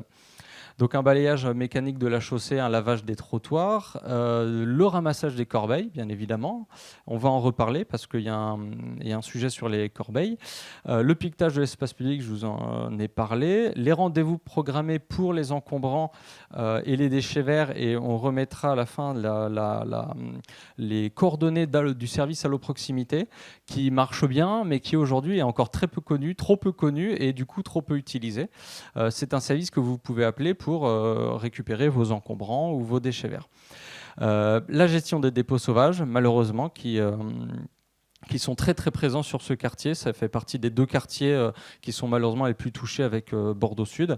Et puis les samedis et dimanches, des traitements sur ce qu'on appelle les points chauds du quartier, c'est-à-dire notamment les zones qui attirent du monde le week-end, des touristes, de l'animation parfois le soir, et donc qui nécessitent aussi une présence le week-end pour des nettoyages.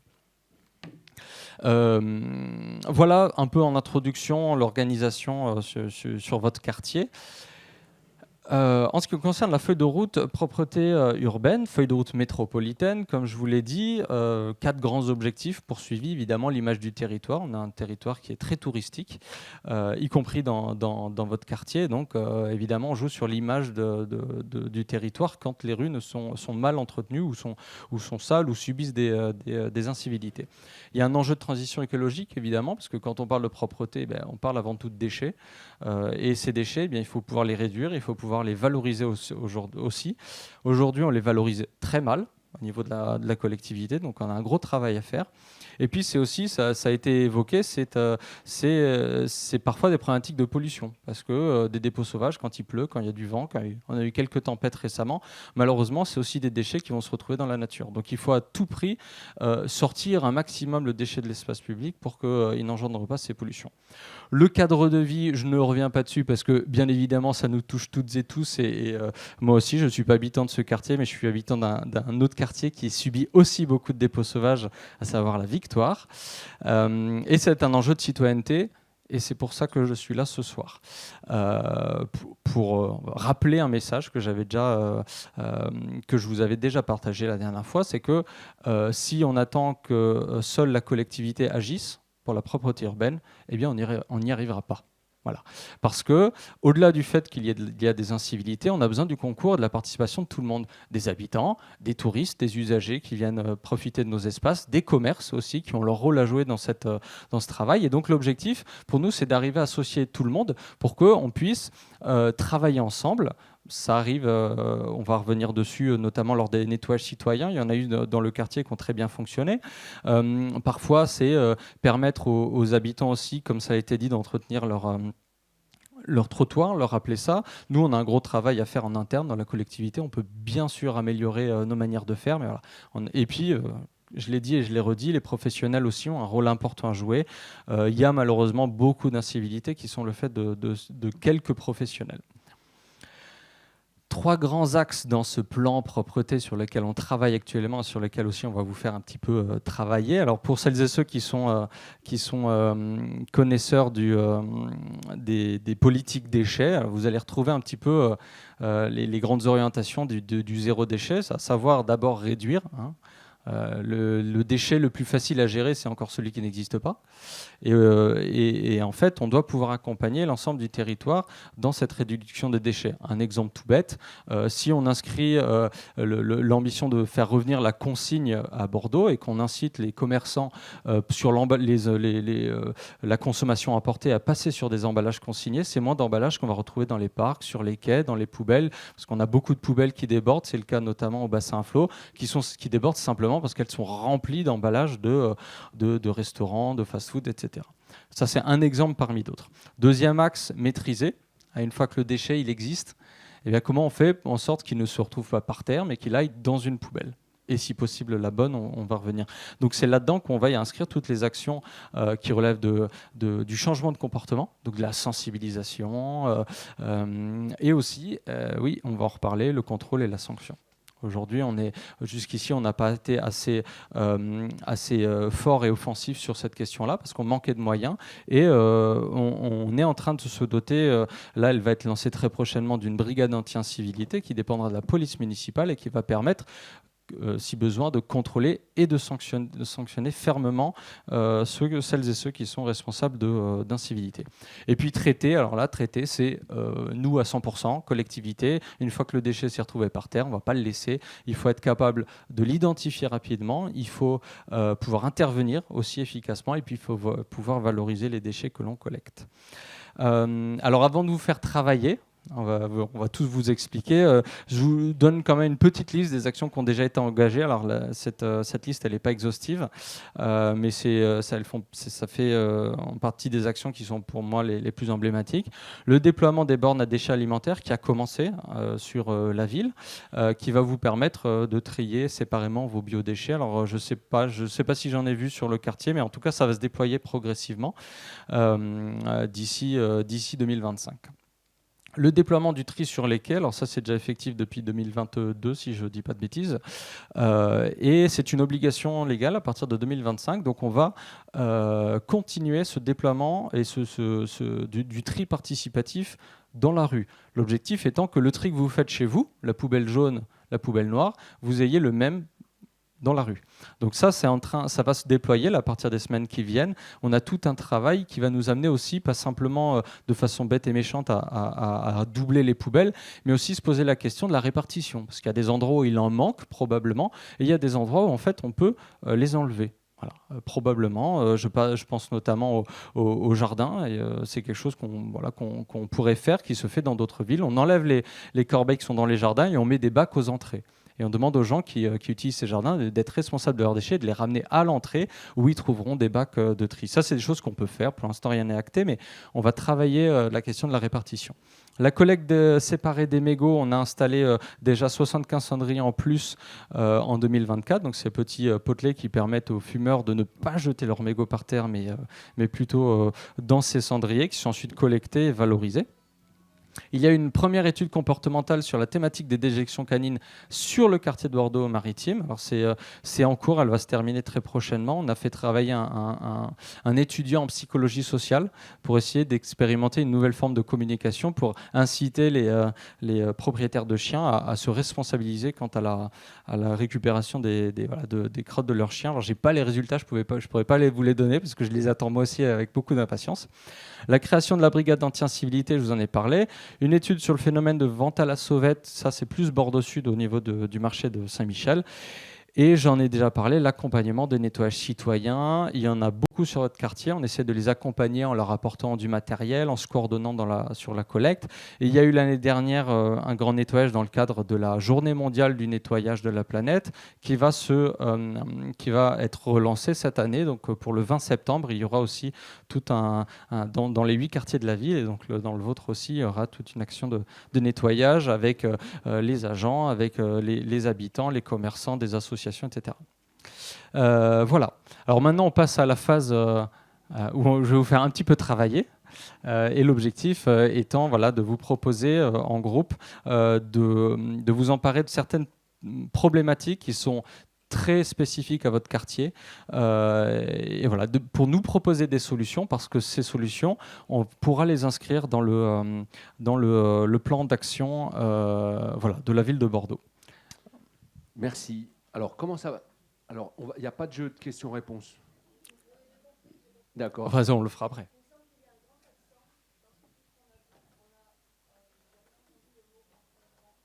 Oui, je demande s'il n'y est pas. Non, encore il n'y est pas là. Mais c'est un vrai sujet. Oui, on pourra en parler après, tout à fait. Alors, ce qu'on vous propose, déjà, on va se motiver, on va allumer la lumière parce qu'on a besoin de voir plus clair. Voilà, c'est important. On vous propose de pouvoir vous répartir sur les tables par 4 ou 5, ce qui permet d'avoir un temps d'échange. On va prendre une vingtaine de minutes. Vous avez sur vos tables des grandes feuilles. Alors, certains les ont retournées, et vous avez bien fait. Et vous pouvez les retourner, ces feuilles. Il y en a 3. Il y en a une, voilà, je vous explique. Il y en a une, c'est une pub pour Allo Toulouse. Vous pouvez repartir avec et le coller dans votre hall d'immeuble, dans votre commerce. Il y a dans d'autres conseils de quartier, les participants ont fait ça. Et c'était quelque chose d'important. Ensuite, vous avez un certain nombre d'informations sur cette table, sur ce qu'est et ce que n'est pas la propreté. Ensuite, vous avez une grande feuille comme ça, là, avec des cases de vide, un peu comme moi. J'ai des cases de vide sur cette feuille. Et dans ces cases de vide, on vous propose de pouvoir échanger avec vos voisins. Il y a 3 grands sujets. Un premier sujet qui est la limitation des dépôts et des ordures ménagères sauvages. Ça a à voir avec les encombrants, en tout cas. Il y a un autre sujet, c'est la propreté, et vous l'avez évoqué, autour des espaces festifs. Et ensuite, un autre sujet sur les déchets du quotidien. On vous propose, à partir de votre vécu, parce que mieux que vous, c'est ce que vous vivez. Ce n'est pas des gens dans les bureaux. Enfin, moi, je suis dans un bureau et je ne sais pas ce que vous vivez au quotidien. Et en tout cas, de pouvoir à la fois échanger sur ces 3 sujets. Une fois que vous avez échangé, juste, je parle encore 2 minutes. Une fois que vous avez échangé, on vous propose de vous dire par table, c'est quoi, en classant de 1 à 3, ce qui vous semble le plus prioritaire à agir. Et à la fin de vos échanges, vous trouvez une idée, et c'est ça, on va faire la mise en commun autour de cette idée-là, qui sortira de vos échanges. J'ai été assez clair? Eh bien, écoutez, je nous souhaite bon travail. On allume la lumière, autrement, moi, je vais m'endormir, là. Merci. Je vous souhaite bon travail pendant 20 minutes. Et au bout de 20 minutes, je viens vous voir avec le micro pour la mise en commun. Merci à vous. On va le faire prochainement, parce que vous avez tout à fait raison. Alors, s'il vous plaît, là, ce qu'on vous propose, alors, on va demander à ceux qui sont dehors là-bas, qui discutent, de revenir, ou alors de sortir très loin pour permettre aux gens qui sont dedans de ne pas être embêtés dans les échanges. Ce qui vous est proposé, c'est vous n'allez pas redire tout ce que vous avez dit dans l'atelier, tout ça, ça sera tapé. Par contre, à la fin, il y a marqué un sujet, une idée force. C'était ça.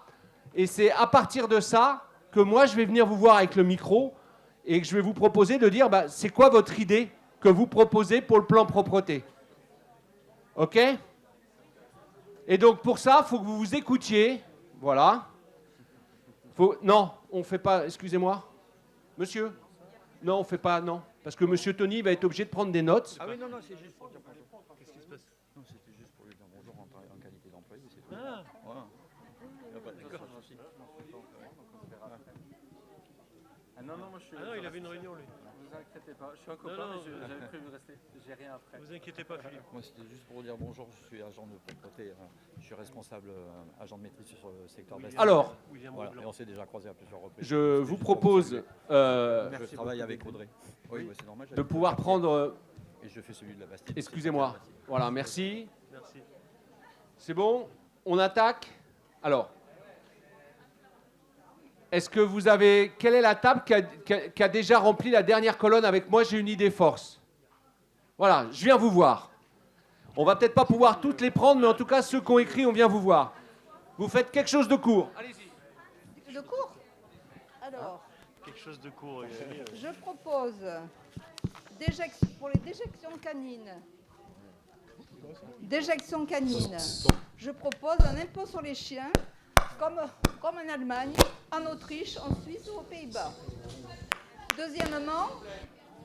Deuxième proposition, obligation aux établissements de procéder au ramassage de leurs déchets, verres, mégots et papier. Alors, excusez-moi, j'ai pas compris. Aux établissements type restaurant, bar, c'est ça? Ok. Voilà, merci. Est-ce que vous avez... Je viens vous voir. Madame. Oui, bonjour. C'est juste pour dire que nous, Cité Perronon, nous souhaitons avoir plus de ramassage d'ordures car on a beaucoup de dépôts sauvages sur les trottoirs et de nettoyage de la rue. Merci, madame. Je viens vous voir. C'est une solution efficace. C'est ce que le monsieur nous a expliqué. En fait, peut-être il faudrait diagnostiquer, essayer de repérer les zones où ce qui est mis en place n'est pas adapté, ce qui provoque du coup des dépôts sauvages, et communiquer sur ce qui va être mis en place pour répondre aux demandes. Merci, madame. Madame. Identifier et taxer les pollueurs, plus de nettoyage sur la voie publique. Merci. Je viens vous voir. Alors, pour l'idée de rendre les choses sympathiques, ce serait d'organiser de façon, par exemple, avec une fréquence mensuelle, le ramassage citoyen, de façon à ce qu'on en fasse une sorte de petite animation de quartier, voilà, avec des rencontres régulières, le fait de faire connaissance et le fait, du coup, de pouvoir déboucher peut-être dans l'année qui suit sur des repas de quartier avec plus de monde et plus de gens qui se connaissent. Merci. Je viens vous voir, mesdames. Alors, détecteur de mouvement pour économie d'énergie et la sécurité pour ne plus avoir des rues noires la nuit.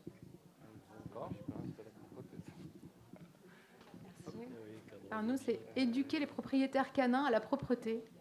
D'accord, merci. Est-ce que vous avez tous entendu? Parce qu'on se concentre. Voilà, je viens vous voir. Madame. La fermeture du parking de la salle Pierre-Tachou pour éviter les barbecues et les vidanges permanentes. Et s'il y a besoin pour ceux qui habitent, de payer 1 € par mois et ils peuvent se garer. Mesdames, c'est pas fini. Messieurs, madame, une idée? Allez-y. Allez-y.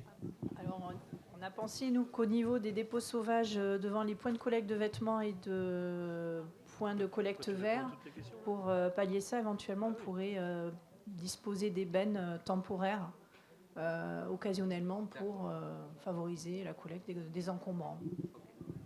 Merci. Je viens vous voir. Messieurs, monsieur. L'idée finale. Ouais. Voilà, c'était pas une idée forte, c'était une idée originale. Allez-y, allez-y. Alors, il a émergé sur la table l'idée d'entraîner des oiseaux à la collecte de déchets, ce qui se fait par ailleurs dans des parcs. Alors, des petits déchets, certes, mais visiblement, c'est une opération qui a un grand succès. Voilà. Nouveauté. Mesdames.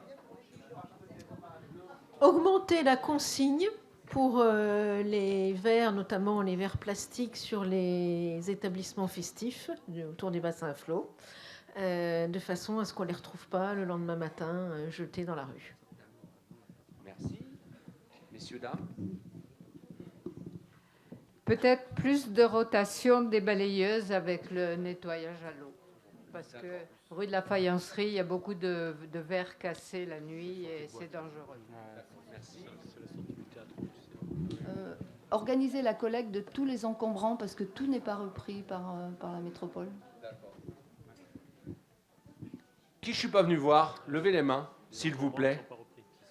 Et qui a encore des choses à dire? Non. Ah, je viens vous voir. C'est une idée un peu générale, mais mettre en lien les différents acteurs locaux comme les associations de riverains et les syndicats de copropriété, de manière à favoriser les relations avec les services techniques en vue d'une politique de sensibilisation et de prévention la plus efficace possible. C'est une idée forte. Merci à vous. Je vous ai vu. Vous aussi. C'est bon? Madame, excusez-moi. Pardon. J'arrive, je reviens. Non, en fait, j'ai une question pour Monsieur Tony, enfin deux questions. Deux questions. Par rapport à la collecte qui a été faite au mois de mars des ordinateurs, écrans et matériel, téléphone, etc. Est-ce que vous allez recommencer? Est-ce que ça, parce que je pense qu'il y a eu de très beaux dépôts et qu'il y a eu beaucoup de choses récupérées. Et deuxième question, pourquoi on n'a plus les opérations 48 heures propreté? C'est bon pour vous? Monsieur Tony, en réaction, et Monsieur Morin, en réaction à ces éléments-là. Alors, je le dis pendant que Monsieur Tony finit de marcher, j'ai fait un lapsus, mais parce que je ne me suis pas remis du week-end dernier. Il s'agit bien d'Allo Mairie de Bordeaux. Hein. Voilà, je précise. C'était Toulouse, c'était... merci beaucoup à toutes et à tous pour ces propositions qui sont effectivement très intéressantes, qui rejoignent ce qu'on avait envie de faire. Il y a des propositions que l'on a déjà inscrites, mais vous ne pouviez évidemment pas le savoir. Je vais essayer de toutes les balayer. Si je préviens d'avance, s'il y a des sujets que j'ai oubliés, des questions auxquelles j'ai oublié de répondre, je ne m'enfuis pas en courant, donc vous pourrez venir me voir à la fin pour que je puisse y répondre. En ce qui concerne les déjections canines, ça revient dans beaucoup de quartiers. Je crois dans tous les quartiers. Et d'ailleurs, vous voyez sur la photo de droite, le petit affichage vert, c'est la fameuse expérimentation qui est en cours, qui utilise le concept de eye watching, de l'œil qui vous regarde. C'est un concept en psychologie sociale. Donc, c'est en train d'être expérimenté sur une centre où les services, quand ils sont allés, sont allés repérer des centres pour expérimenter, ils ont trouvé 39 crottes de chiens. Je crois plus. Je vais revenir dessus. Alors, l'impôt sur les chiens, pourquoi pas, mais alors c'est clairement pas dans nos mains, parce que c'est pas nous qui faisons les impôts à Bordeaux, mais bon, effectivement, si ça marche dans d'autres pays, j'ai personnellement pas d'avis là-dessus. Je pense que c'est un truc sur lequel il faudrait collectivement discuter. Effectivement, la question revient souvent parce que beaucoup de propriétaires de chiens nous disent il faut mettre plus de poches à chiens. Il y a des villes qui le font, il y a des villes qui le déploient. On en a des distributeurs de sacs. La problématique, c'est qu'ils sont constamment vides. Parce que, en fait, quand on les remplit, très régulièrement, ils sont vidés. Voilà. Alors, en fait, je vais m'excuser du coup, parce que je ne vais pas répondre à votre question. En fait, on fait le choix. On va faire le choix de les enlever. Parce qu'on estime que ce n'est pas de la responsabilité de la ville de payer pour les sacs des propriétaires de chiens. Sinon, demain... on va nous demander, les propriétaires de chats vont nous demander de payer la litière. Et c'est pas juste. Quand on a un chien, on est responsable de son chien et on doit avoir ses sacs. Et il ne faut pas compter sur la collectivité pour le faire, parce qu'il y a beaucoup de personnes qui ne sont pas propriétaires de chiens. C'est pas normal qu'en fait on propose ce service-là. Alors après, ça se discute. Puis il y a des villes qui le font. Oui, non, vous avez raison. Alors sur les cendriers, on y travaille aussi. Oui, à la différence que quand le fauteuil roulant roule sur un mégot, il ne s'encrasse pas les mains non plus. Voilà. Attendez, madame, on n'est pas. Non, mais je me doutais que la réponse n'allait pas satisfaire les propriétaires de chiens. Aujourd'hui, on estime que c'est pas notre rôle. Ça ne veut pas dire qu'on va rien faire. Il y avait eu la question de l'éducation des propriétaires. Alors heureusement, on n'est pas. La ville de Bordeaux n'est pas un champ de mine. L'extrême majorité des propriétaires de chiens sont parfaitement responsables. On le voit. Les services de propreté aujourd'hui nous disent on a de moins en moins de problèmes. Donc il faut s'en satisfaire. Et par contre, on peut s'inspirer de ce qui est fait ailleurs. notamment à la ville de Lyon, ils ont fait un truc super. Je ne sais pas si on va arriver à le faire, mais en tout cas, ils vont travailler avec les vétérinaires pour proposer en fait un sac un peu d'accueil, enfin, voilà, dans lequel il y a un distributeur de poches qu'on peut accrocher à la laisse, il y a tout un guide et il y a aussi 3 bons pour des séances d'éducation canine. Et je trouve que l'idée est assez intéressante. En tout cas, c'est une piste. Après, il y a aussi tous les caniparks qui sont déployés. Alors là, c'est pas sous ma délégation, donc je pourrais pas vous dire combien il y en a eu, mais l'élu qui est en charge de la condition animale a aussi beaucoup développé ça. Mais toujours est-il que oui, nous faisons le choix de ne plus les distribuer parce qu'on considère que ce n'est pas le rôle de la collectivité de le faire. Ensuite, les bars-restaurants, l'obligation de nettoyer leur place. Oui, en fait, cette obligation, ils l'ont déjà. Est-ce qu'on les contrôle assez ? Non. Voilà.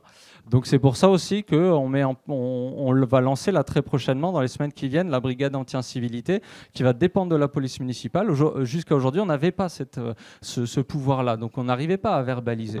Et donc on va pouvoir, entre autres, aller contrôler ces établissements-là, parce qu'ils ont l'obligation de nettoyer normalement leur terrasse. Alors malheureusement, il y a des petits malins qui balayent, mais qui balayent tout dans la rue.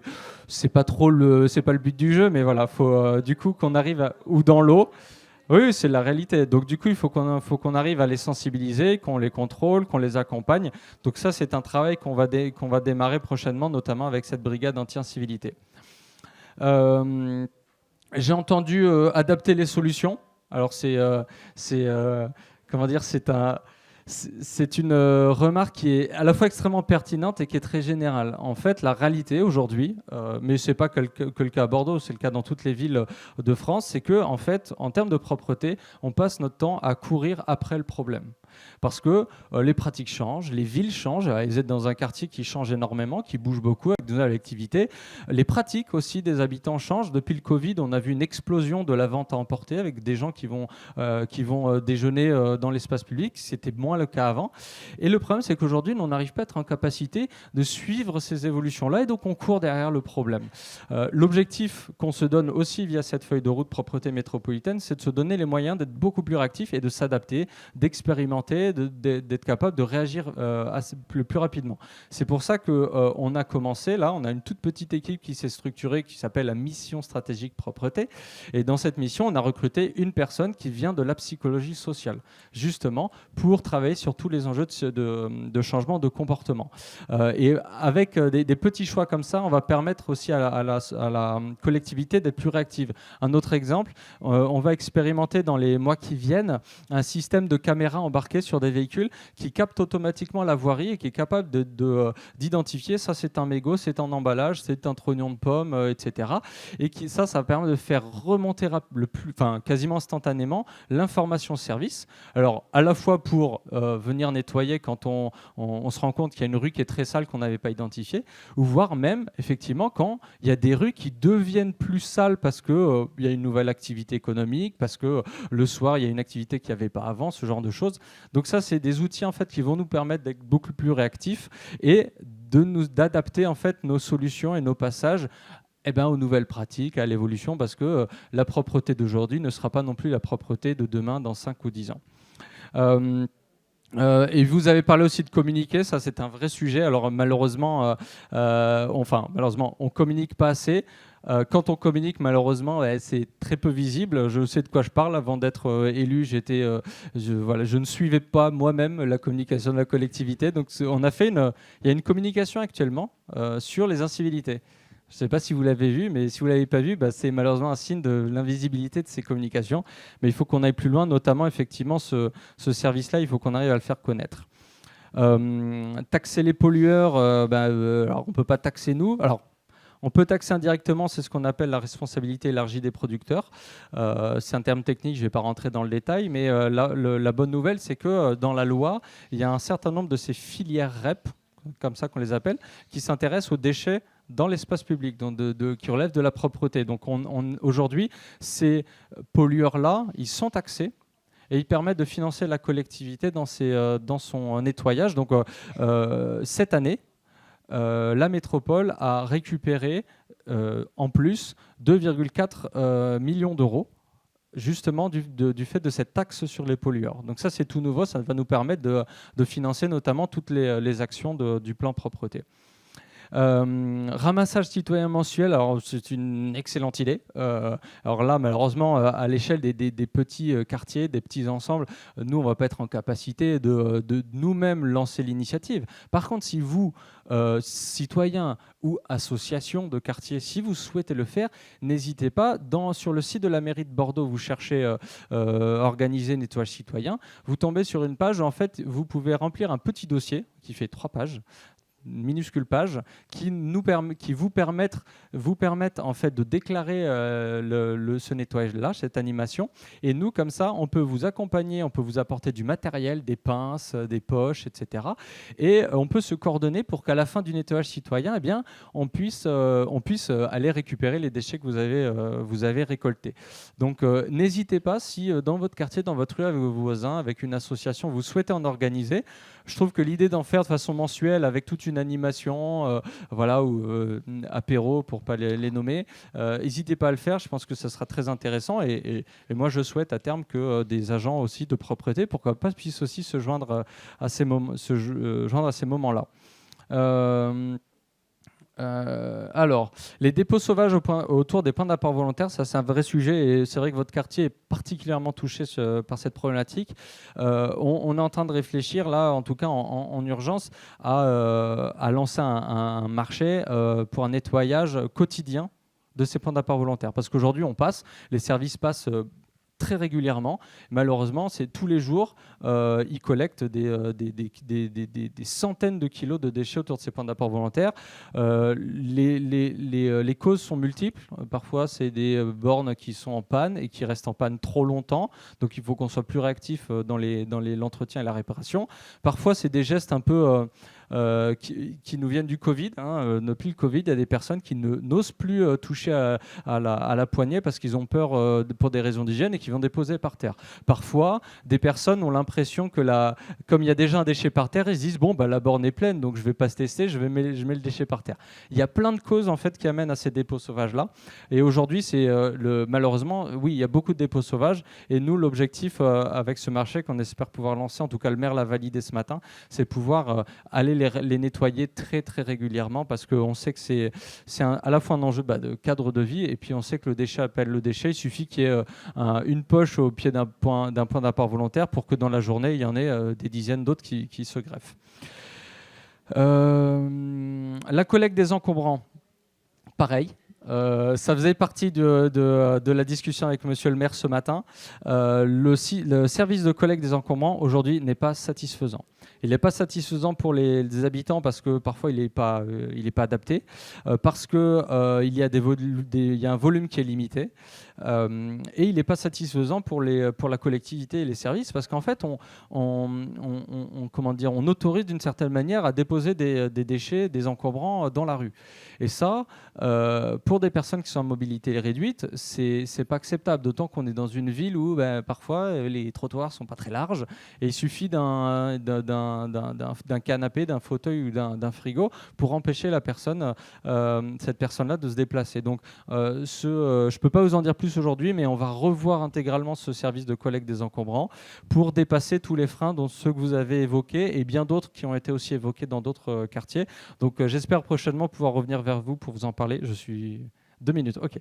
Alors, entraîner les oiseaux à la collecte des déchets, on a échangé il y a 2 ans avec l'entreprise qui propose ça. Je trouve ça intéressant. On n'est pas encore allé plus loin, mais c'est toujours dans le coin de notre tête, avec la limite qu'on ne voudrait pas que ce soit un prétexte à jeter son déchet par terre. Parce que ce n'est pas le cas de vous, mais j'imagine certaines personnes se dire « Oh ça va, si j'ai un oiseau qui récupère, je peux jeter mon mégot ». Donc on veut éviter cet écueil-là, donc on ne sait pas encore si on va se positionner. Par contre, oui, je vous confirme qu'on a échangé avec cette entreprise et l'idée est intéressante, on va pas se mentir. Augmenter la consigne sur le verre dans les établissements sportifs, j'en rêve. Malheureusement, c'est pas entre festif. On avait tous compris. C'est ça. Parfois, qu'ils sont aussi sportifs, puisque c'est le cas notamment autour du stade Chaban-Delmas pendant les matchs de rugby. On a cette grosse problématique-là. C'est malheureusement pas entre nos mains, parce qu'on n'a aujourd'hui pas imposé. Alors, ce qu'on peut faire, et on va essayer de le travailler, c'est dans les autorisations de terrasse, en fait, être plus exigeant sur ce que peut faire ou ce que doit mettre en place le restaurateur. Moi, c'est quelque chose que j'aimerais beaucoup faire. Maintenant, il faudra voir ce que nous autorise à faire la loi, ce qu'elle ne nous autorise pas. Mais très clairement, moi, je le rendrais effectivement, si je pouvais le faire, je le rendrais obligatoire. Donc on va le travailler. Alors mettre en lien asso, syndic, services, etc. C'est un enjeu de gouvernance locale. Voilà, et je trouve que c'est une excellente idée. Alors, c'est toujours pareil. Je pense que ça, c'est un petit peu entre les mains de vos mairies. Il y a des territoires comme ça sur la ville où en fait, cette dynamique a émergé. Et quand elle émerge, nous, on est tout à fait prêt à y participer, à être présent, mais nous, on n'est pas en capacité nous-mêmes de lancer l'initiative. Malheureusement, on manque aussi de moyens. On fait ce qu'on peut pour les augmenter. On a recruté 12 agents l'année dernière, mais aujourd'hui, on manque encore un peu de moyens, donc on ne va pas être en capacité de lancer ces initiatives. Mais si elles se font à un niveau local, je trouve que c'est extrêmement intéressant. Et à l'occasion, si ça se fait, évidemment, si besoin, je me joindrai pour répondre aux questions. La collecte du numérique, elle a été lancée par l'adjointe et vice-présidente de Bordeaux Métropole en charge du numérique. C'est une collecte qui est annuelle, donc effectivement elle s'est faite cette année. Ce n'était pas la première édition. L'année prochaine, il y aura une nouvelle édition de la collecte du numérique. Donc je vous invite, si vous avez des vieux téléphones, alors pas des vieux Minitel parce que maintenant c'est une mine d'or, gardez-les, c'est un super investissement. Vous les vendrez à un musée plus tard. Mais en tout cas, des vieux téléphones, des vieux ordi, des vieilles télés, n'hésitez pas pendant 7 mois du numérique à les déposer parce qu'ensuite ils sont valorisés, ils sont remis en état, ils sont revendus à prix modique à des personnes dans le besoin ou à des associations. Donc, c'est une super initiative. Je vous invite à également participer. Et enfin, les opérations 48 heures chrono, c'est un vrai sujet. Elles avaient été arrêtées aussi parce qu'en fait, on voyait... sur le papier, c'était très bien. La réalité, c'est que quand on demandait, pendant les 48 heures chrono, on demandait aux habitants de ne pas garer leur voiture dans la rue pour qu'on puisse désherber, pour qu'on puisse nettoyer, récurer vraiment en profondeur. Le problème, c'est que ça n'était pas le cas. On se retrouvait dans des rues, en fait, il y a encore toutes les voitures qui étaient garées, impossible de nettoyer. Donc on voyait bien que ça ne marche pas. Maintenant, on peut réfléchir à peut-être une alternative qui permette de dépasser ce frein-là. Ça nous est remonté plusieurs fois, donc je pense qu'on va y retravailler dans le cadre du plan propreté. Et la dernière intervention avant de terminer, c'était plus de nettoyage. Évidemment, plus de nettoyage. Malheureusement, si c'était aussi simple, on l'aurait fait. Alors, je vous ai dit, on a augmenté de 12 agents les moyens. On va se battre. Heureusement, on a des moyens supplémentaires. Je vous en avais parlé. Donc, on va se battre pour essayer d'augmenter. Mais la propreté, c'est un puits sans fond. Donc, il ne suffit pas de se dire on va passer beaucoup plus parce que ça réglera le problème. Malheureusement, non. Il faut qu'on agisse en amont pour sensibiliser les gens. Il faut qu'on fasse évoluer nos pratiques. Il faut qu'on mobilise des nouvelles technologies aussi. On va le faire. Et s'il faut, effectivement, dans certains secteurs, augmenter les cadences, on le fera. Mais malheureusement, ce n'est pas la réponse à tout. Et ça demande aussi des moyens qui sont énormes. On va quand même le faire puisque ça faisait aussi partie des sujets de discussion avec Monsieur le maire ce matin sur certains, notamment, je vous en ai parlé, le nettoyage des points d'apport volontaires ou, par exemple, la gestion des déchets sur les marchés qui, par endroits, posent de sérieux problèmes. Donc, voilà, sur certaines thématiques, on peut être amené à augmenter les moyens, mais c'est limité parce que je rêve d'avoir une planche à billets dans mon bureau, mais ça n'est pas encore le cas. Donc, je n'invente pas mon budget. Voilà. Merci Monsieur Tony pour cet exercice qui est jamais facile. C'est le 8e conseil de quartier là qu'on fait ensemble. Donc Monsieur Morin, quelques actualités du quartier, voilà, et puis quelques informations, puis un mot de la fin pour ce soir. Et ce n'est qu'un début. Voilà.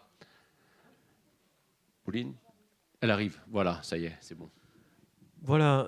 Tout d'abord, merci pour la richesse de vos interventions et de vos productions. Merci aux deux élus qui m'ont accompagné ce soir et qui ont fait de belles présentations exhaustives et qui ont répondu à 99,9% de vos questions.